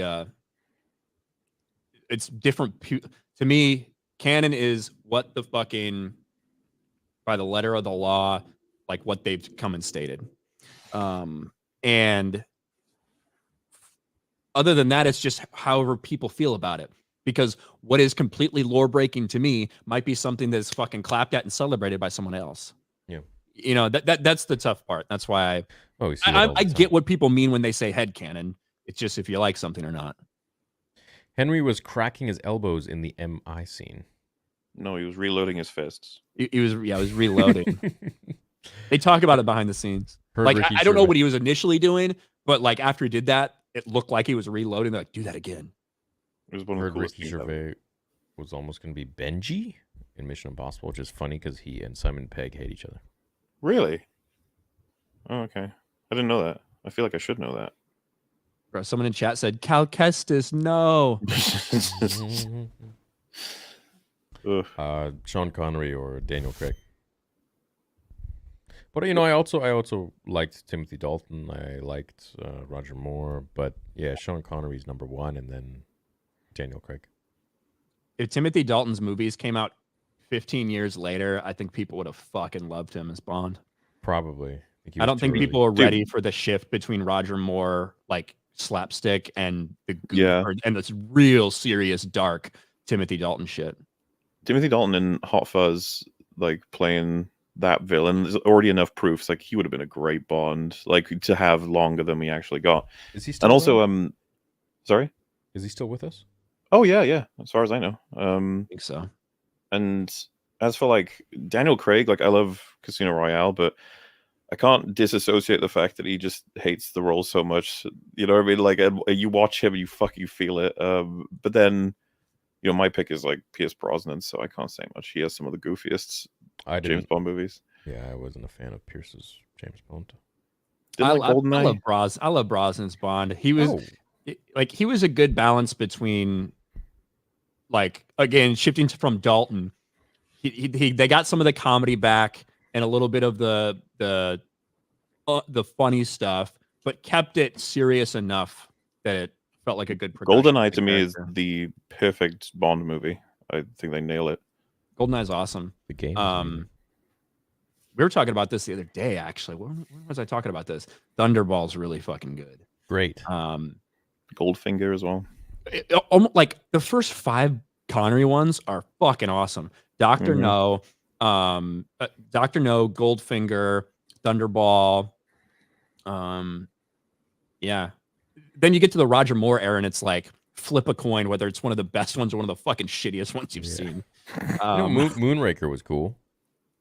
I think Moonraker's awful. I think it's cool, but I think the movie's terrible. Cool. I think the idea was, well, yeah, it was terrible, but the idea was cool. They go to the fucking moon. There's like Jaws there. I prefer I prefer Austin Powers' The Spy Who Shagged Me as the parody of Moonraker almost. Yeah, I know. It's great. That shit's funny. I wish I could have liked Daniel Craig's entire run better. I think Casino Royale is fucking amazing. It's one of the best Bond movies we've ever seen. But the problem was they didn't let him move off Vesper. They made that his entire fucking arc. And I know Daniel Craig doesn't portray what we view as what James Bond should look like because of Sean Connery. But in terms of his portrayal, it's a little more in line with the Ian Fleming novels, like in terms of the way he acts and everything. And I just wish that they would have let him move on from Vesper, but instead that became his entire arc. And you just have to cut that out and be like, this isn't in line with Bond, because it's not. It's supposed to be a start, a fresh start, a reboot, and start from the beginning of his origins. But they still have M, who then dies, and they bring in M from who's supposed to portray M from the initial Connery movies. So like, doesn't make any fucking sense. And so it's kind of hard to justify anything in it being real. Which I guess we just talked about headcanon, but it's supposed to be like the first one, right? Yeah, Casino Royale is literally his origin, right? You get that's his like first fucking mission. You see how he became a 00 and all that shit. Yeah, but the problem is, it's M from what we saw who took over for the male M. It's M from Brosnan shit. So none of it makes any sense. That's a little confusing. Before Ray Fiennes comes in and becomes the M that we remember from the old Bond movies. As if that's so not confusing at all, you know? Yeah, it's very confusing. Yeah, like trying to explain this to anybody that doesn't like that hasn't watched all 27 James Bond movies or whatever, you're probably confused as fuck. I guess it's just not even supposed to make any sense. They're like, well, there's a different Bond actor for every movie, so who cares? Kinda. I mean, the fact that he dies in the last one. What the fuck is that? I don't know, man. We'll have to see what they're up to in the next one. This is the way I say it, like, for the way they've portrayed Daniel Craig's James Bond in this like Daniel Craig James Bond standalone universe, it is kind of, it makes sense for his character to end that way. Yeah. Like, because he's just so fucking hung up on this one bitch that he fucked a couple times. And he could just never get over her, and everything was about her in the end. Which I mean, listen, she's pretty hot. I mean, I get cute. It. And You're talking about Vesper, right? Mm-hmm.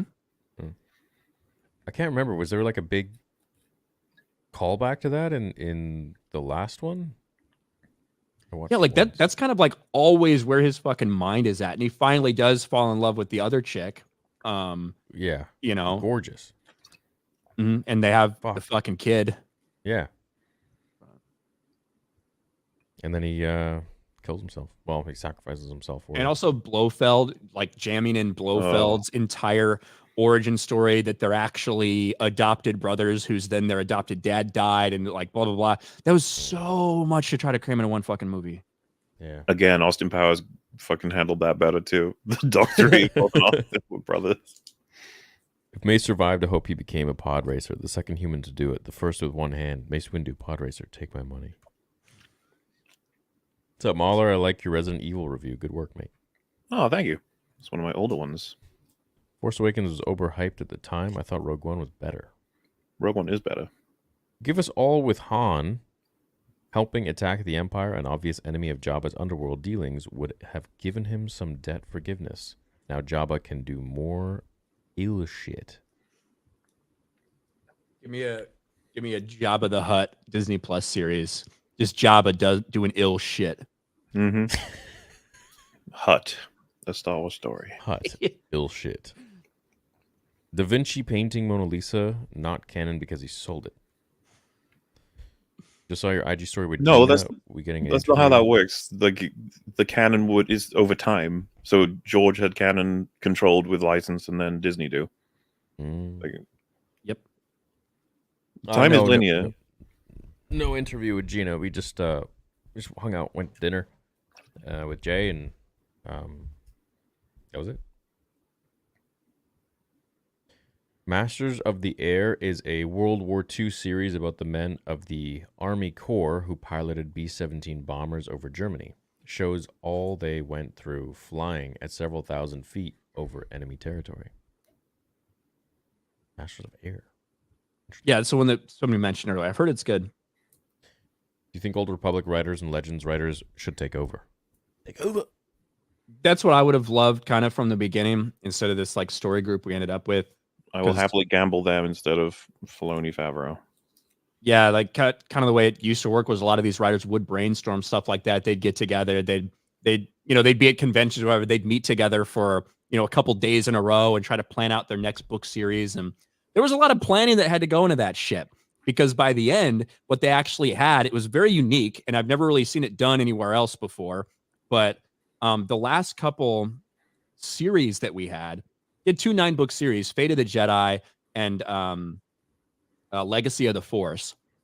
9-book series each, 3 different authors, and each author would do a different one. So they'd all be writing them at the same time, coordinating all the shit that had to happen that was going to play out, but they'd release them basically every 4 months. So one person take a year to write each one. Mm-hmm. And so they'd, release boom, boom, boom, boom, boom, boom, boom, boom, boom. And although they felt a little bit different depending on which author it was, and maybe someone would focus on slightly different characters, the planning it took to have those play out the way it did is far beyond anything these fucks are doing right now in Star Wars. And yeah, I would have loved to see that. People in the different eras with their different expertise that had written for it before coming together and, having some grand plan. Yeah, it would have been nice. Oh, well. Yeah. Oh, well. If Elon buys Disney and cleans house at Lucasfilm and will 100% not be woke, what EU story should be next? Who do you want to direct, write, and cast? I honestly would love to see a young Palpatine movie. With Plagueis and basically the yeah. I mean, just sequels, but not shit. So I'm happy to do I would like to see the Thrawn trilogy adapted or whatever have you. Who would I want to direct, write, and cast, though? Oof, that's a tough one. That's a heavy question right there. J.J. Abrams, Rian Johnson, and Colin Trevorrow. God, dude. Charmin Obey-Chinoy. Christopher Nolan. MauLer, what do you think of Arthur Morgan's story arc in Red Dead 2? I have not played Red Dead 2, I'm afraid. What? What? How is that possible? Why is that? Why do you think I would have played it? Well, one, it was one of the most popular games when it came out. And 2, I think it's pretty well revered as a game itself. Oh yeah, people recommend it all the time, but yeah, I haven't gotten to it yet. That surprises me. Now, Arthur Morgan's story kind of depends on some of your choices, though. So that's an interesting question. Saw clips of meeting followers and positive vibes all around compared to the goobers who lurk in your mentions. Yeah, dude, nobody takes Twitter and shit seriously. You guys actually take those guys seriously? They're not real. They live in the Truman Show that they created. You missed the Pharaoh hat. Looks great. Looks amazing. You mentioned Avatar: The Last Airbender live action at the start. They're butchering the animated series, and no wonder the original creators left. You know, it's interesting. Somebody had me saying you mentioned that there was like a drama with the newest clip, like you're being sold a lie or something. And I was like, no, I saw it happening. I saw thousands of likes of different tweets arguing with each other about whether or not it was a good adaptation. I'm not invested in whether or not it is. I know people who are. So we'll see what happens. You see Cameron Monaghan talking about playing Cal in live action. Doesn't just want to stand around. Wants his character respected. Hi, Rags. Yeah, he said he wants to do shit if it's the right thing. Oh, that'll be good. Yeah. What's up, boys? Curious on Ryan and MauLer's thoughts on the notion that Marshall Lucas helped save Lucas' original cut of Star Wars. I've seen different takes. I line up with Nerdonymous, I think. His video on it is fantastic. And it's something I wouldn't mind you guys seeing at some point. We don't need to see that on stream, but you should see it in general. My gut instinct, not having watched that video, is that Marshall Lucas certainly was like a part of everything. And I think it's probably been a little bit overstated that she's the only reason why any of this fucking happened. That's my gut feeling about it. That's my gut feeling too. But, She's the reason everything's great. It's like I'm sure she chopped it up real nice and made it look good, but you can't take it away that George is the one who created all of this shit, filmed it, shot it, because she arranged it nicely. That's amazing. That is a huge part of it. But I don't think it's like people are just completely discrediting George. Why? Yeah, that seems to be almost what it feels like more often. Like that's the reason people are praising her, is to discredit George for some reason. Yeah, but like what do you think, MauLer? That is essentially the video's point of view. Is the hyper controversial conclusion it has is Marsha Lucas was an editor and she did her job and she did it well. The other two editors did their jobs and they did them well. George Lucas did his job and he did it well. Exactly. And George Lucas did a lot of work. And then the bulk of the video that really convinced me was a lot of things I've accepted as true and not true. A lot of casual statements have been made about how Star Wars was created, and that video proves them wrong. And I was like, oh shit, he's got sources too. Damn. What's his name? Man, if only he'd respond to an email. Nerdonymous is how Star Wars was saved in the edit was saved in the edit. That's what his video is called, I think. Meaning, of course, the notion that it was saved in the edit is something that was rescued as a concept in editing by editing out information. I see. Indeed. I like the Revan book. It's controversial for some people, though. Pretty hype for BB3. Much love, man. See you guys tomorrow. If you could only play one Star Wars game rest of your life, which one would it be? God. I'd probably just gone for like a really, really big one, I guess. Probably Jedi Academy. Yeah. Probably Jedi Academy. Yeah. I don't know. That's a tough fucking question. I really like KOTOR too. I love Battlefield 2. Well, Battlefront, sorry. Battlefront. Like the OG Battlefront 2? Yeah. 2005 or whatever. Yeah.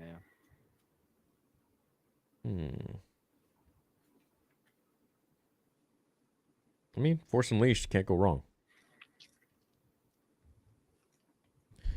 It's Shy Guy. What's up, dude? You're fun with chaos now? Okay, just wanted to say thanks for coming out to meet everyone, and thanks for the free saber. It's the best NeoPixel saber I have. I plan on buying Anakin Ep 2. Right on, dude. Thanks so much. Yeah. For everyone watching, TheorySabers.com, we just dropped the Maul. You get 2 blades with one, and the Annie 2. So, really, really great quality hilts. Go check them out right now. Just drop them. TheorySabers.com. Name suggestion, Rogue Squad. Fuck no. Damn. Question to panel, what would your ideal recast of the prequels look like? Fuck, there'd be no recast. Well, some of them you have to recast, right? Some people either are dead or probably wouldn't come back, but... Charlton Copley. Who's that? I mean, he's a District 9 guy. What was his name? Charles Dance. Charles Dance. Yeah, like imagine we might have to recast Palpatine. He might be too old now, right? Like, yeah. I don't even know who we would pick to sort of nail that role as well as he did, but you know, Me. It's hard, man. It's like talking about these recasts for the Harry Potter fucking series. Oh, dude, that's freaking like. How do you do that? Impossible. Yeah, it's like how do you cast McGonagall and Snape and Hagrid and like more so it's for like the adults than it is for the kids. Like I'm fine seeing some other fucking dude as Harry Potter. Like fuck Daniel Radcliffe, give me another Harry Potter. But for some of like the adults, it's tough for me to see other people. It's gonna be playing impossible. those roles. Snape? Are you kidding? No way. A lot of people want Adam Driver to play Snape, which I actually think would be a banger casting. Sure. Because Snape's described as ugly and Adam Driver's kind of fucking ugly. And he's also like the right age because the ages were completely off in the movies. But I think Driver's a pretty good looking guy. No? I think Adam Driver looks weird as shit. But I think that's why a lot of girls like him. I think he's one of those weird looking dudes that girls are like, wow, he's so weird. You don't think so? He's got a unique face, that's for sure. It's different. yeah. A lot of girls in chat are going to back me up. They're like, he's the cute kind of ugly. Well, there's two. There's a Smeagol cute kind of ugly, and then there's, I guess... Smeagol's cute. Smeagol? He's cute. What the fuck? He's cute. We should write our own versions to compete with Disney.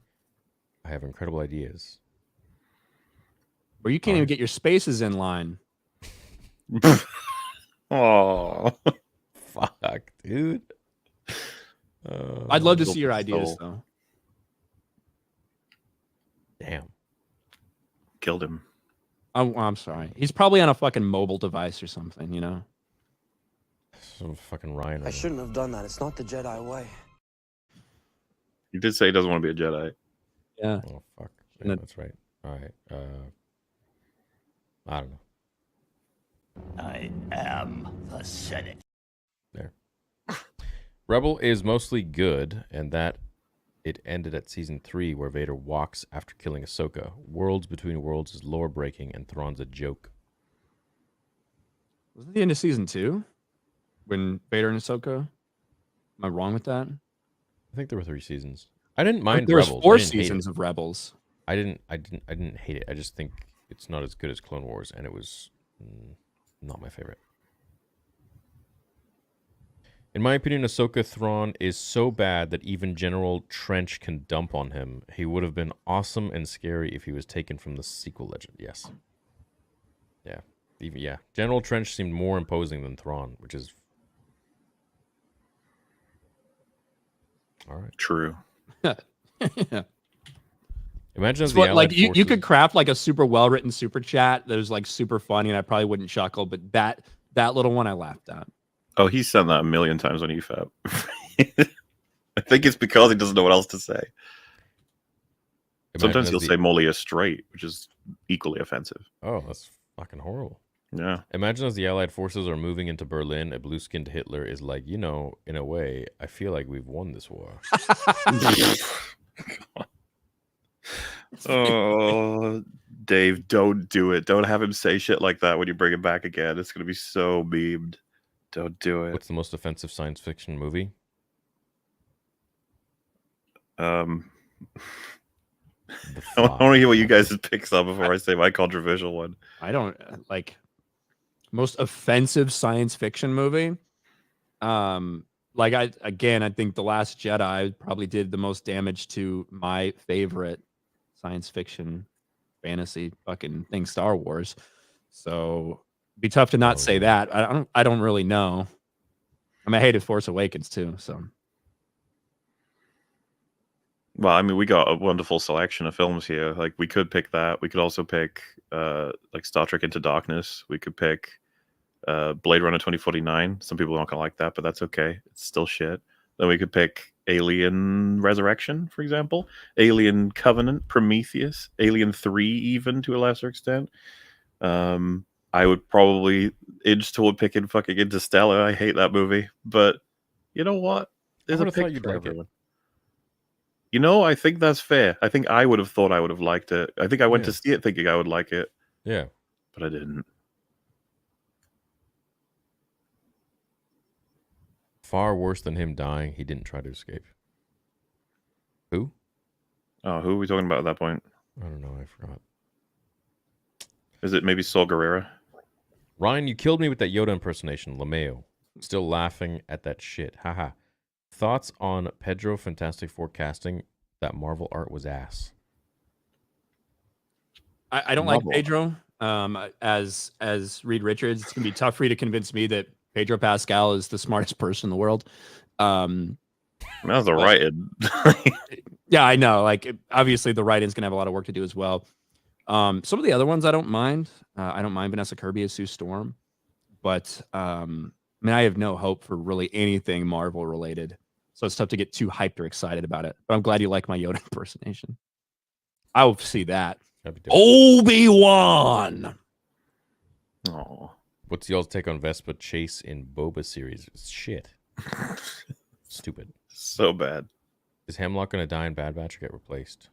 Probably die. Kenobi season 2. Say no to Darth Shaniqua. Who's Darth Shaniqua? Reva. Oh fuck. That's all on you, buddy. Oh god. There's nothing I did. God damn it. One EU book you'd like to see a movie. For me, it's Truce at Bakura, or maybe one of the Rogue or Wraith Squadron books. Truce at Bakura that would be a crazy fucking movie. Takes place like days after fucking Return of the Jedi.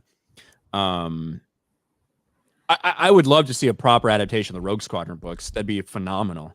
I don't think that's what Patty Jenkins was going to give us. I would have liked to have seen her movie. I Christopher Lee is Palpatine? Wait. Mm. What? He's dead, so he can't do it. He's not around. But yeah, but also why?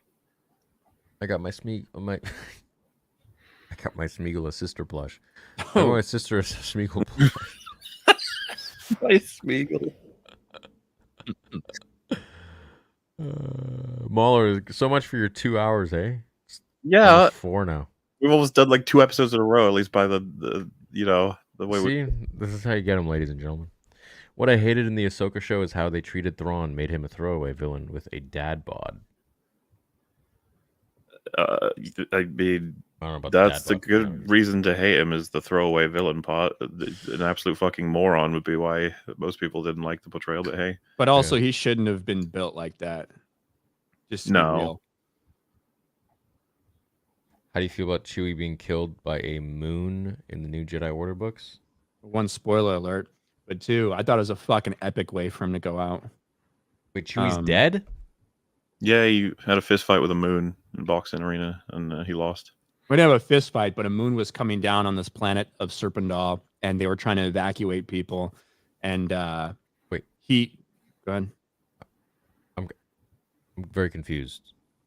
Yeah, Dead? Chewbacca dies around 20 years after the movies. The first book in the new Jedi. Oh, sorry. my first mistake. book in the new Jedi Order, Vector Prime, Chewbacca dies, and it really fucks up Han.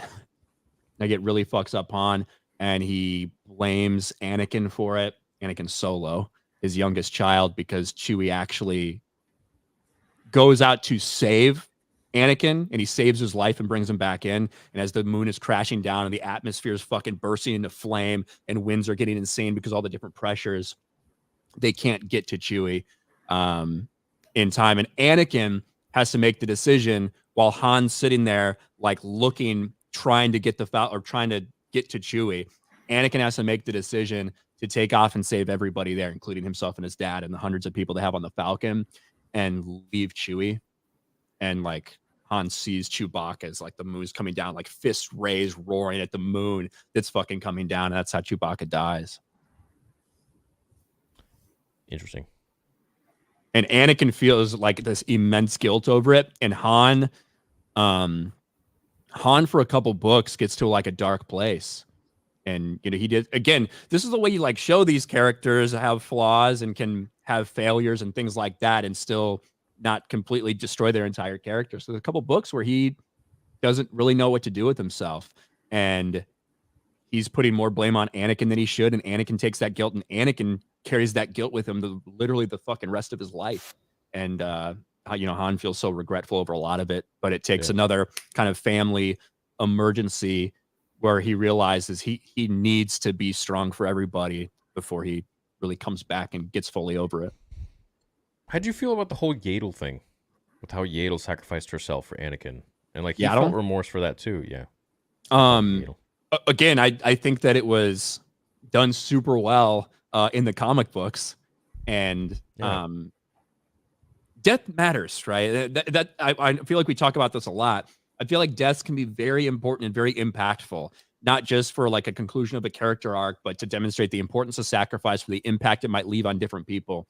And I didn't know like significant attachment to Yaddle, you know, fucking she looks like a fucking girl Yoda, whatever. But the way they did in the comics, it's like it made an impact and it was important for Anakin's arc and everything and the things that he learned in the Clone Wars. And I don't know, like I was cool with it. Spaceballs is better than all Star Wars sequel movies. I agree. Interstellar is ass. That guy's right. Did you know Ryan's favorite Chinese dish is... All right. You didn't want to say it? No. Ryan, thoughts on 1992 space movie? Google it. Brian, don't do it. I already know what that movie is. I've not reviewed it yet, but if I ever do, I'll put out a review on my Mark Apple's live channel. Name the show Rebel Outpost. We're not rebels. Theory and MauLer. What do you think? Well, I guess we are rebels. What do you think of Cyril? I think it's fucking lame. Horrible Damn. character. Complete opposite. I think it's great that we finally have a lower level sort of drone in the Empire that believes somewhat in the order and function of order, I guess, and sort of security. And it was really cool to see someone underneath someone who's underneath someone who's underneath someone, basically just pointing out, yeah, 2 guys died and nothing's being done about it. And then his superior being like, that's how things run. We just don't make any waves, and then our sector doesn't get any extra eyes, and then thus, you know, everything nice can run smoothly. And all the efforts he's put into making things more aware has spiraled out of control. But it looks like he's still, by the end of the season, committing to the Empire is order, makes things better, and that he wants to rise in the ranks and stuff. I find that extremely compelling, and I'm fucking glad we finally got a character like that, because it took ages.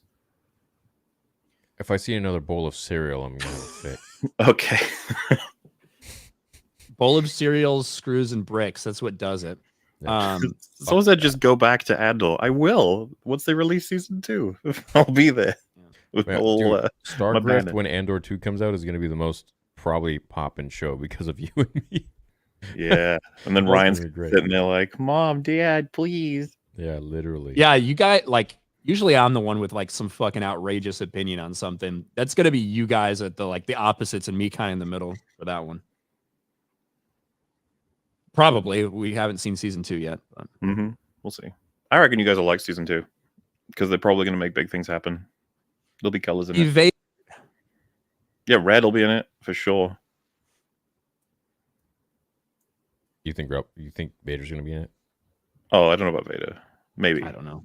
I think Krennic's going to be in there. K2SO will be in it, right? Probably. It has to be. And they're doing time jumps in it too, which is going to be interesting. Yeah. Is there a reason why the Wade L... Sorry? Wade. I hope Wade turns up in it. Oh, at some point. your best friend. Wade is pretty cool. One of the best deaths in Star Wars, I would say. Oh, yeah. So, is there a reason why the L in MauLer's name is capitalized? It's a super tiny detail, but it's always made me curious for some reason. I think the original reason I ever did it was I just thought it looks different. But in retrospect, probably shouldn't have done it because a lot of people think it's MauLer as a result. It literally is just a flourish that I thought could be interesting. There's no like grander meaning or purpose to it than that. Yeah, I think it looks better than if it was just MauLer. A little more Thank you. enunciation on the Hey, biggest super chat of the night from Crit Nature. We thank you for that. Hey, Theory, watch you since 2017. Just wanted to come in and thank you and what you're doing. When does the comic coverage come back? I also would enjoy for Ryan to be a part of it with his knowledge of the EU and maybe MauLer as a voiceover. Oh man, I'd love to collab with the boys on some comics and stuff. That'd be cool. Ryan, would you ever want to make content together? Yeah, maybe it depends on what it is. Like that shit's a lot of work. You know Like that you you made them for shit. fucking years. Like Yeah. making those comic book videos is a lot of fucking work.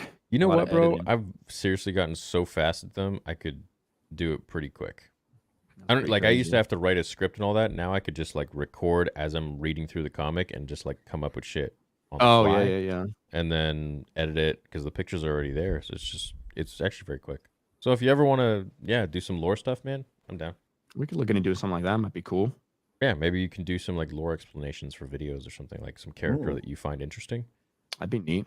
Yeah. I did a couple of those back in the early start of my channel, and I was like, God, it's so much work. Yeah. It is, but you know what? I have amazing editors. I just record now. I don't have to do it myself anymore. Even though I think the way I edit is, well, it's like to my design, like what I imagine in my head. But I have guys that know my style now, and so they do a great job. And I just record it, boom, send it off, and they deliver it back. And then I do the music, and I do like some other little edits in there. But for the most part, man, it's pretty streamlined. If you Awesome. ever want to get on that, let me know. Let's do it. What's up, Nova? Krista Nova? I don't think that's Krista. Look at you. It's fucking Carl. Yeah, I know. All right. Well, that's the end of the soupies. I'm really hungry. As you guys probably noticed, my energy started to dip around the Timothy Dalton conversation. The grift is complete. Yeah, literally.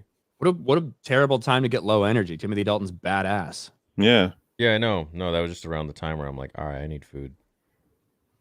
I'm hungry. I haven't been sleeping much lately. I don't know what's going on. Hmm. Too excited. Yeah. Excited to sleep. Yeah. Yeah. Need to crack a Dr. Pepper like Asman. Is his name Ben Swallow? Oh, Ben Swallow. Ben Swallow. Now we know why him and Luke had such a contentious relationship. Ah, fuck, dude. Jesus. Can you send a recording voiceover or something like that? For the intro, say, and Ryan.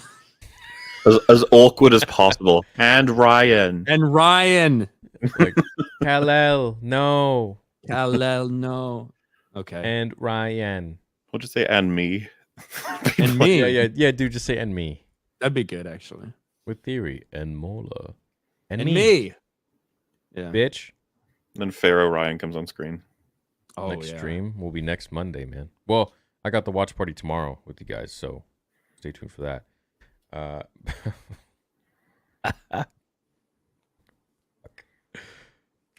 Also, I don't Ryan, sound like Elon Musk, do I? I don't know. You? I wouldn't have thought that. That's the first I've heard of it. Man. Not really. It's not the impression I got.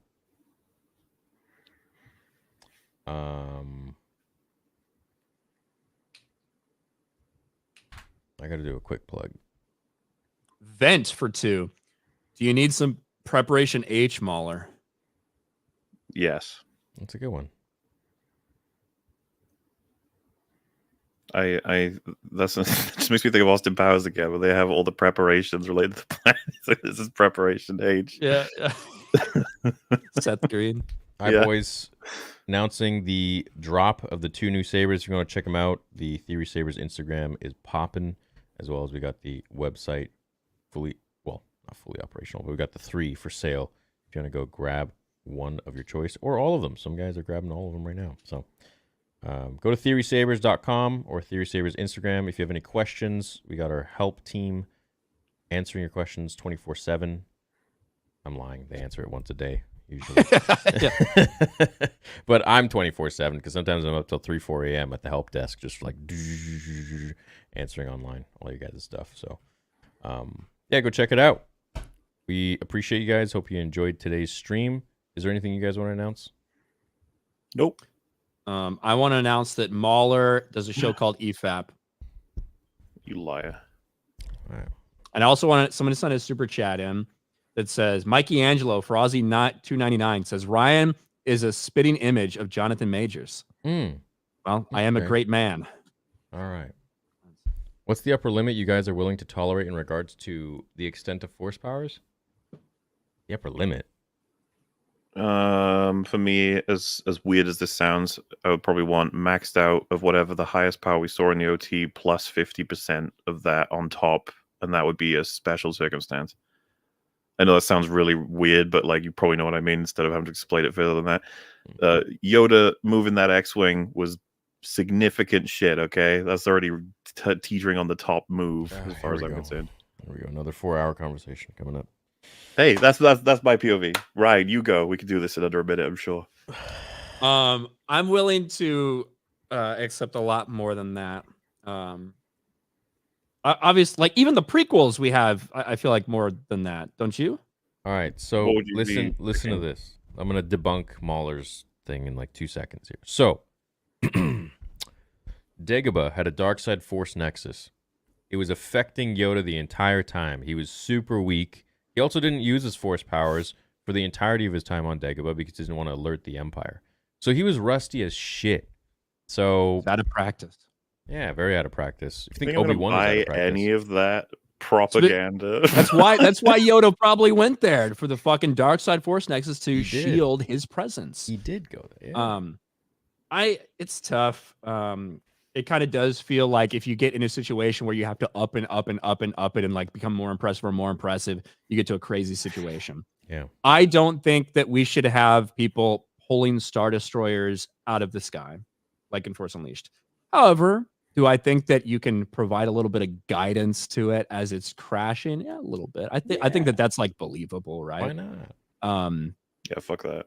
But then you also have to ask the question, okay, if there's some kind of something that's giving you a power boost, whether it's a dark side force entity that's trying to control you and tap into you, like we saw with XR Kun and Kip Duran and what he was able to do, pulling the Sun Crusher out, shit like that. Those are questions you got to ask.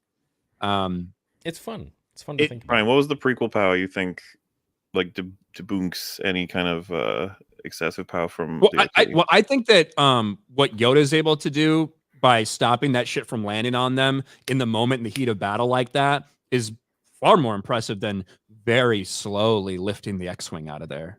Like incredibly more so. I think the X-Wing's heavier than the rocks that he stops on himself, and then the thing that's falling, it's falling slowly, so he's able to make you. And we have no idea how heavy falling it is. slowly. It's Yep. falling Watch at it. whatever Watch the fucking scene, Ryan. No, it's falling slowly because he starts to arrest it. It's falling at its Exactly. normal, whatever, like 9.8 meters per second, whatever fucking gravity accelerates on Geonosis. I don't fucking know off the top of my Dooku head. crushes it, and it starts to rip off and fall. That's how it works. So he's got time, and you have no idea how much He it doesn't weighs. have that much time. We know how much fucking rocks weigh. You know how much an X-Wing's gonna weigh. You don't know what the fucking tower was made I of. think How much it that weighs. tower. I think that tower probably weighs probably a little bit less than an X-Wing, but like There you go then. approximately close. And that's like in a moment he fucking arrests that and stops it from fucking going in the fucking heat of battle. No, as opposed to sitting there and like thinking about it for a while and What does that even mean? and make it fucking really No, slow no. cinematic fucking It's start. Remember, you have to, super- you have to so pull when I the was a X-Wing kid- from the swamp, which is even heavier than an X-Wing.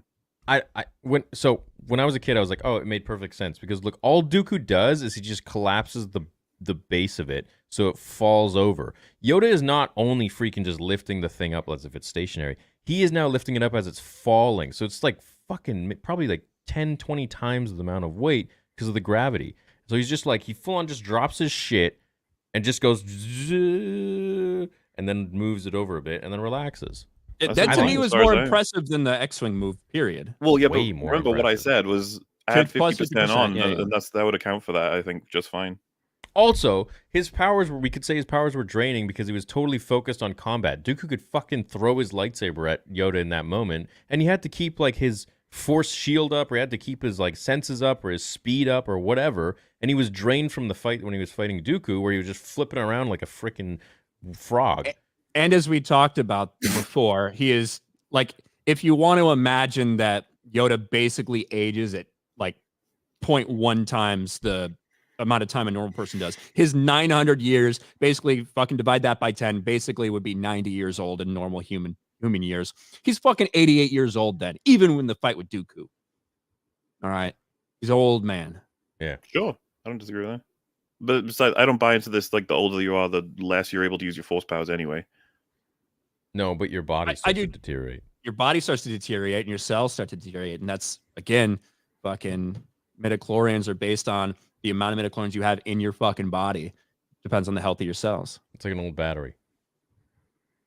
I mean, I don't want to get into midichlorians with you guys. Okay, I'm going to allow you guys to have that. I'm not. I'm one of those OG fads. Okay, that finds that shit cringe, but that's okay. Don't leave me hanging, Ryan. Oh, sorry. There you go. All right. Boom. Yeah. All right. Boom. All right. We'll see you guys later. We love you. Hope you have a great night. I do think it's a good question, though, and I understand where MauLer's coming from.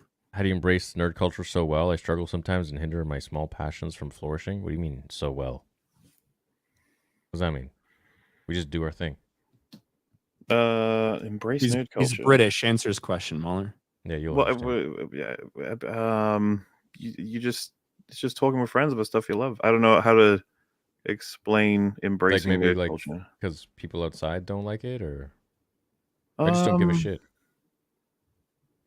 Yeah, I mean, find people who are as interested in it as you are, I suppose, or at least somewhat. Because they said struggle sometimes and hinder my small passions from flourishing. Is that because of other people, or just that you?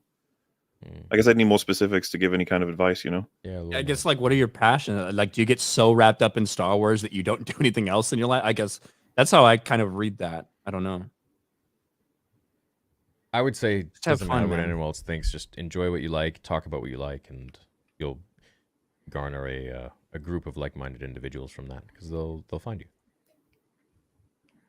Megadeth or oh fuck you.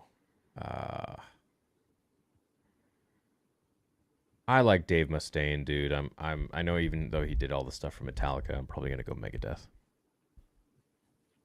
I would probably go Metallica, but I love them both.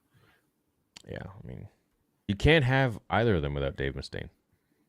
Excited for Bad Batch Season 3. Also, MauLer's a baller. In theory, if you could kill one Bad Batch character off, who would it be? Probably...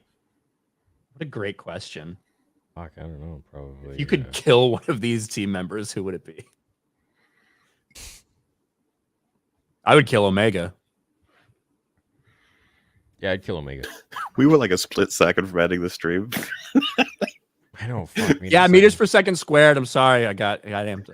How do you embrace... Oh, sent it twice. God bless y'all for the grifting. I'm about an hour into the show and loving it. The disagreements and full conversations are... Why didn't Yoda just push Obi-Wan and Annie away from the pillar? Because he's fucking 88 years old. All right, he's 880 years old. So you guys like so maybe we'll have his brain doesn't work as quickly. Maybe we'll have that conversation one day. But like, yeah, for the record, the prequels are full of these problems. Well, for the record, it's because he didn't think about it. He didn't think in that split second, bro. He's just like, I gotta stop this whole thing. Okay, I'll just use that excuse for every dumb shit thing that happens in the sequels. That'll work out. He didn't want to risk them getting squished, so he just is like, you know what, I'll take it from here. Yeah, because you know why? Because if he'd have pushed him out of the way, that thing would have fucking hit the ground and then rolled onto him. That's why. Could have. Or Dooku could have done something else. Then pull him directly to him. He's in the danger zone. Coping. Come on. No, because Dooku could have just done something to like throw. He was Dooku could have done anything no matter what. He could have done something the whole time. No. Yes. That's why he was dividing his force power so that he would protect himself as well. Uh-huh.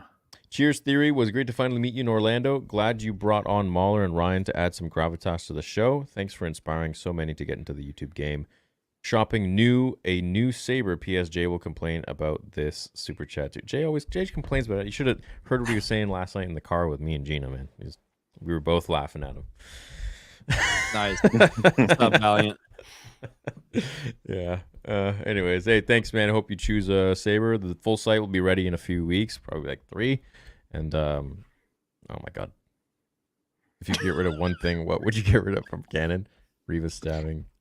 I get rid of fucking all of it. Get rid of all of it. What's Vader's Megadeth song? I don't know. You fucking figure it out. All right. We love you guys. We'll see you later. Have a good night. See you, folks.